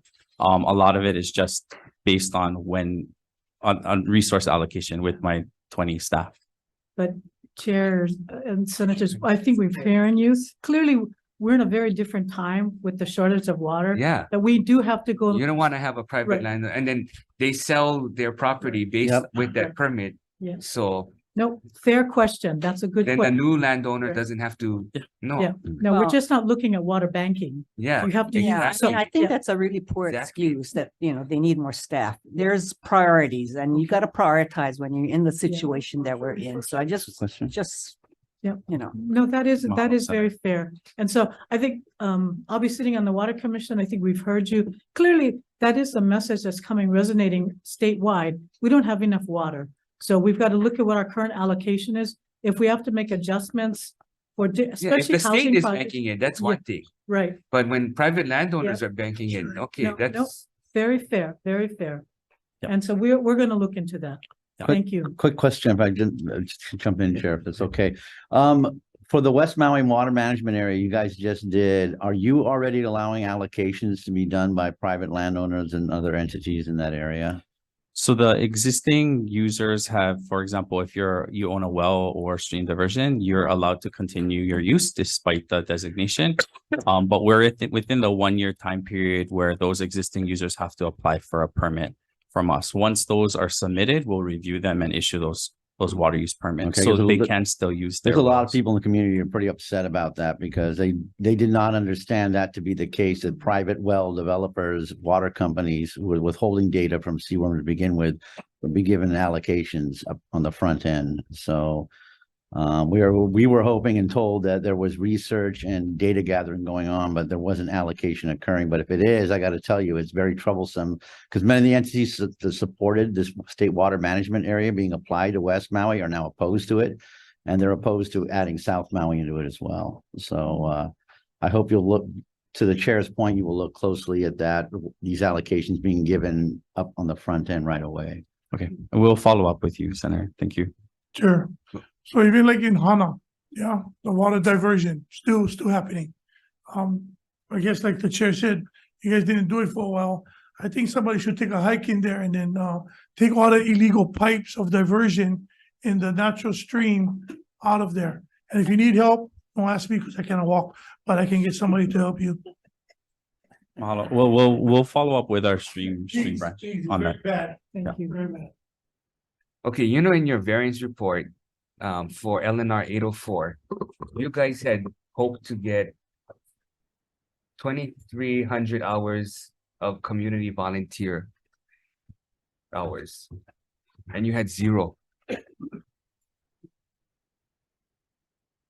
And then for commercial trail tour individual groups, David? For 804, I know that they have some active volunteer programs, so I just don't think that was accurately tracked, honestly. okay, well, our staff, you gave us that, so we can give you what you gave us back. No, I'm just saying on our part, I don't think 0, I don't believe is an accurate number for a Okay, number of you- volunteers in this past year. Okay, you had And planned, that's bad. That's our bad. That's not correct. okay, So what we'll do, Senator, if we'll make the corrections and resubmit the corrected form to you, that accurate. You know what you Okay, mean, and it's then the you can- community outreach. Yeah. Oh, yeah. I know Okay. exactly the line item you're talking Yeah, about. okay. So we'll make an amendment. and then the number of commercial trail tour groups and individuals, that one, that's permits, or is that just accounting of groups that go through? I don't know the number exactly. It's probably a number of permits. It's you had planned for 11,800, but you had 5,800. 5,800. Yeah, a lot of that was due to COVID downturn in the industry. No, but is that a permit or is that just an accounting of groups that go through? That's a number of people. Yeah, Okay, you don't permit it. we do permit them, but that's, I believe, number of individuals. So how many, essentially seats you sold for commercial hikes. Okay, I'm just wondering if that's a permit, if we can add additional educational components when Yes. they get the permit, Right. on about invasive species. Yep. Making sure that they stick to the trail, other things that we talk about for destination management. Yeah, we purposes. work with them very closely on that sort of stuff. And so the permitted trail tour folks, we work with them very closely, and it's actually a really good venue for bringing people in to our areas in particular, but trails in particular, but we also use it in some of our wildlife sanctuaries because you do have that educational component. Whereas if you just permitted 12 individuals to go into the forest, they're going to just do whatever they're going to do. But if you have a guided tour with one person leading them, educating them, and keeping them on the right track and behaving properly, it's a much better system. Okay, so do you guys have a program or certification for that? Yes, we do. It's part of our permitting system. And when was the last time the curriculum got updated? Well, we update it on a continuous basis, every year. We're constantly reevaluating what those permits look like. And we're in the process right now with our, trail and access program to make sure that, all the different, islands are all calibrated and handling things in the same way. Okay, as long as we can leverage that. Yeah, We're absolutely. gonna be doing more of that education, even when unguided tours. Yeah. But you pick up a permit, you have to read a brochure. Yeah. This one I could talk about. The Kaneohe Bay bleaching. Who's working on that? Is that you guys? Kaneohe Bay, Coral bleaching. coral bleach. Yeah. You're working with UH, no? Yeah, we work with UH on that. So that can be leveraged. When we went there, I think we took a tour with Rocky's group. And they were educating us that it's 3 degrees warmer than the rest of the ocean. So if you have some kind of insight as to what the future ocean might look like, Kaneohe Bay gives you some indication because it's already warmer than the rest of the ocean. So how are we leveraging that? Because we should be bringing in international groups, universities around the world to be studying that. We can create some kind of economy, education. Yeah, and it's fortunate we've got the Institute of Marine Biology right there with top scientists studying, what is making those corals so much different than other corals across the state. But how do we take that? Because when we took a tour, I asked UH, how many jobs do we have in this field? So that as students go through, they get excited about studying this. And their response was, we have 1 professorship that might open. Okay, that's not an economy. So you're going to get all these kids interested in that. And then there's really no jobs for it. Yeah, I think we are seeing a transition at the Institute from doing hard science to applied research that we can take to other places and inform management. And I would think with every that comes Pacific jobs. Ocean, every Pacific country would have some diplomatic corps or some research component all in this one area. Because Hawaii can be the leader for the Pacific in developing approaches to address coral loss throughout the world. Establish ourselves as the thought leader. Right, and Heia is the only it's a national estuary reserve research, and that was recently designated. So it is providing opportunity for research far beyond just Hawaii. But we're also making sure that any research done there, that it is also goes through a criteria and the research is made available for people here. Yeah, but you're right. We should be strategic, more global thinking in this, because I think it only adds to what we can try to do versus compromising it. Yeah. Sure. So, speaking of Kaneohe Bay, I mean, when was the last time did DLNR do an inventory of different species? Because as far as I know, the coral been dying.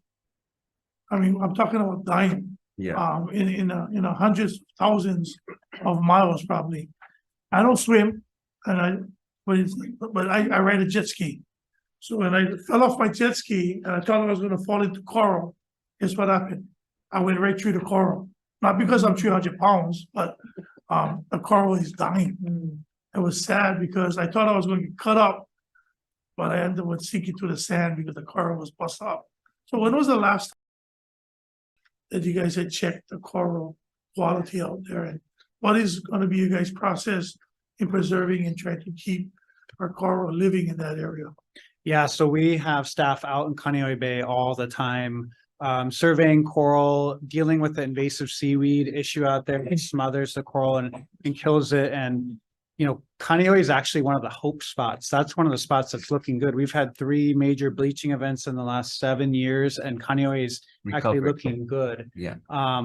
But maybe it's not as good as you'd like to see, but it's kind of a hope spot. Other places, West Hawaii, there's just massive loss of coral, and now that's all turning into rubble fields as it. But Kaneohe Bay is a few places that show that it can be regenerate. Well, that was good, the area that wasn't rejuvenated, that would have been cut up. So, but I mean, thank you, Chair. Appreciate it. Okay, we just wanted to at least finish. We had a couple questions again for Shifty. Okay, Alan Downer? So we know we gave the pay differential. You said that Yes. you were able to hire more. How many more vacancies do you have? And then with the additional digitization money, I think what the vice chair of Waterland wants to figure out is the average time that it used to take, and then what's the average time that's going as a result of all of this, what's the new timeline? Okay, so see if I can get these questions in order. So we currently have, of our existing positions, we currently have 3 vacancies. We have one Of how many positions? out of 41. We have 38 positions filled out of 41. 2 of those positions, one of those positions that's not, has been filled, we have a person starting on February 1st. Okay. The second position, we expect somebody to, we're hoping to be able to start them on the 7th of February. So that leaves one position, which we're currently waiting for the governor's approval to start advertising. Of the new positions, we're still waiting for permission to, to start advertising. And how many is that? There are 15 positions, 15 new positions. Okay, so we- you have 2 vacancies, 3, but 1 is spoken for, basically, right? Yeah, right, And then you're gonna get 15 new. right, Okay, so 17 that can be filled. correct, And then you have additional money for digitization. yes. You're completing that, right? So So we're about to start initiating the procurement for the digitization. Why do you need the governor's permission to hire? Because most of these positions are exempt and the governor has, since I got here at least, it has been the governor's prerogative to, in order to advertise exempt positions, you have to get the governor's approval. In line of the questioning from Chair, what was your average time before for processing? And then do you have a goal to improve that? Okay, so, I mean, first part of that is, the second part of that, again, is the easiest part to answer. Our goal is to get to the 30 days in, that's set 30 days or less? 30 days is as set by the regulations. Right now, the average is 6 months. 6 months. Yeah. And, and I have to tell you, just to be, to be completely transparent, about 60% of our reviews are done in a timely fashion, are done within the 30 days. So that other 40% means that some of those are much longer than 60 days. 6 months. And the only reason why I bring it up, Administrator, is because when I was at the county, as I mentioned earlier, that was the frustration from county departments working with Shifty and timeline and process. That's all. But I'm glad to hear that you have, you're attempting to fill vacancies. Yeah. To process it quicker. And the positions that the legislature approved last year is vital to that. Given the existing staff we have, we would never catch up. Okay, thank you. Thank you. Okay, any other questions? Okay, I know the University of Hawaii is anxiously waiting to Okay, enter okay, this can I- room. Senator, can I make one final comment besides mahalo? This is about the $100 million. I know. You had your chance to answer. No, please, hey, they're listening upstairs and I am one of the co-commissioners for this commission. I do want us to look at this as it is an investment. This is a good thing that the governor is doing. We don't have all the details, but we will provide you the details. So please don't tap into that 100 million just yet. But I understand that we No, came here. it's not so much. I know. You know what? If we were to tap into that million, we cannot spend it on ourselves. It's going to end up going to departments. Yeah. And so that's where we're looking at trying to think some of Yeah. the access deer situation. How do we fund doe care for Yeah. conservation? Fair enough. How do fair we do enough. reforestation, coral reef? But I guess all I'd ask. you- specifics of where we could fund. You're absolutely, but I guess all I'd ask is that before we start looking at tapping that into other funds, let's see what the governor's proposal is for the $100 million. As he So actually, when, after he has some kind of plan, yes, then He's you can gonna come come up back with and the- then you can present it okay, I will do that. I will do that. Thank you based very on the much. suggestion of the vice president. All right. But, well, he should also take away that exemption. That's kind of ridiculous in this time when it, It's really hard to find No, employees, so. fair enough, and I will coordinate with. Well, you. and You're the- listening upstairs. I hope you heard that. Well, that and the restrictions, because with the amount of surplus, I'm not sure why those restrictions are in place. And some of that can be delegated to myself as well, so as the chair. So we will do everything internally to expedite this. But I'm also asking SHPD to really visit the criteria without compromising the integrity of the statute. How can we facilitate this? So. Oh, and we're willing to help. That's why we gave money for digitization. We gave money for Right. pay differential. We're adding positions. We just want to make sure that Yes. it's gonna shrink from 6 months to at least No, 30 days. You're absolutely correct. We've heard you many times, so we want to thank you for your support. And all of that, Alan knows that most of that was not an administrative request. Yeah. That was the legislature trying to fix those issues. Yeah, no, again, thank you for all of your support. We appreciate that. Thank you. No, Adjourn. mahalo.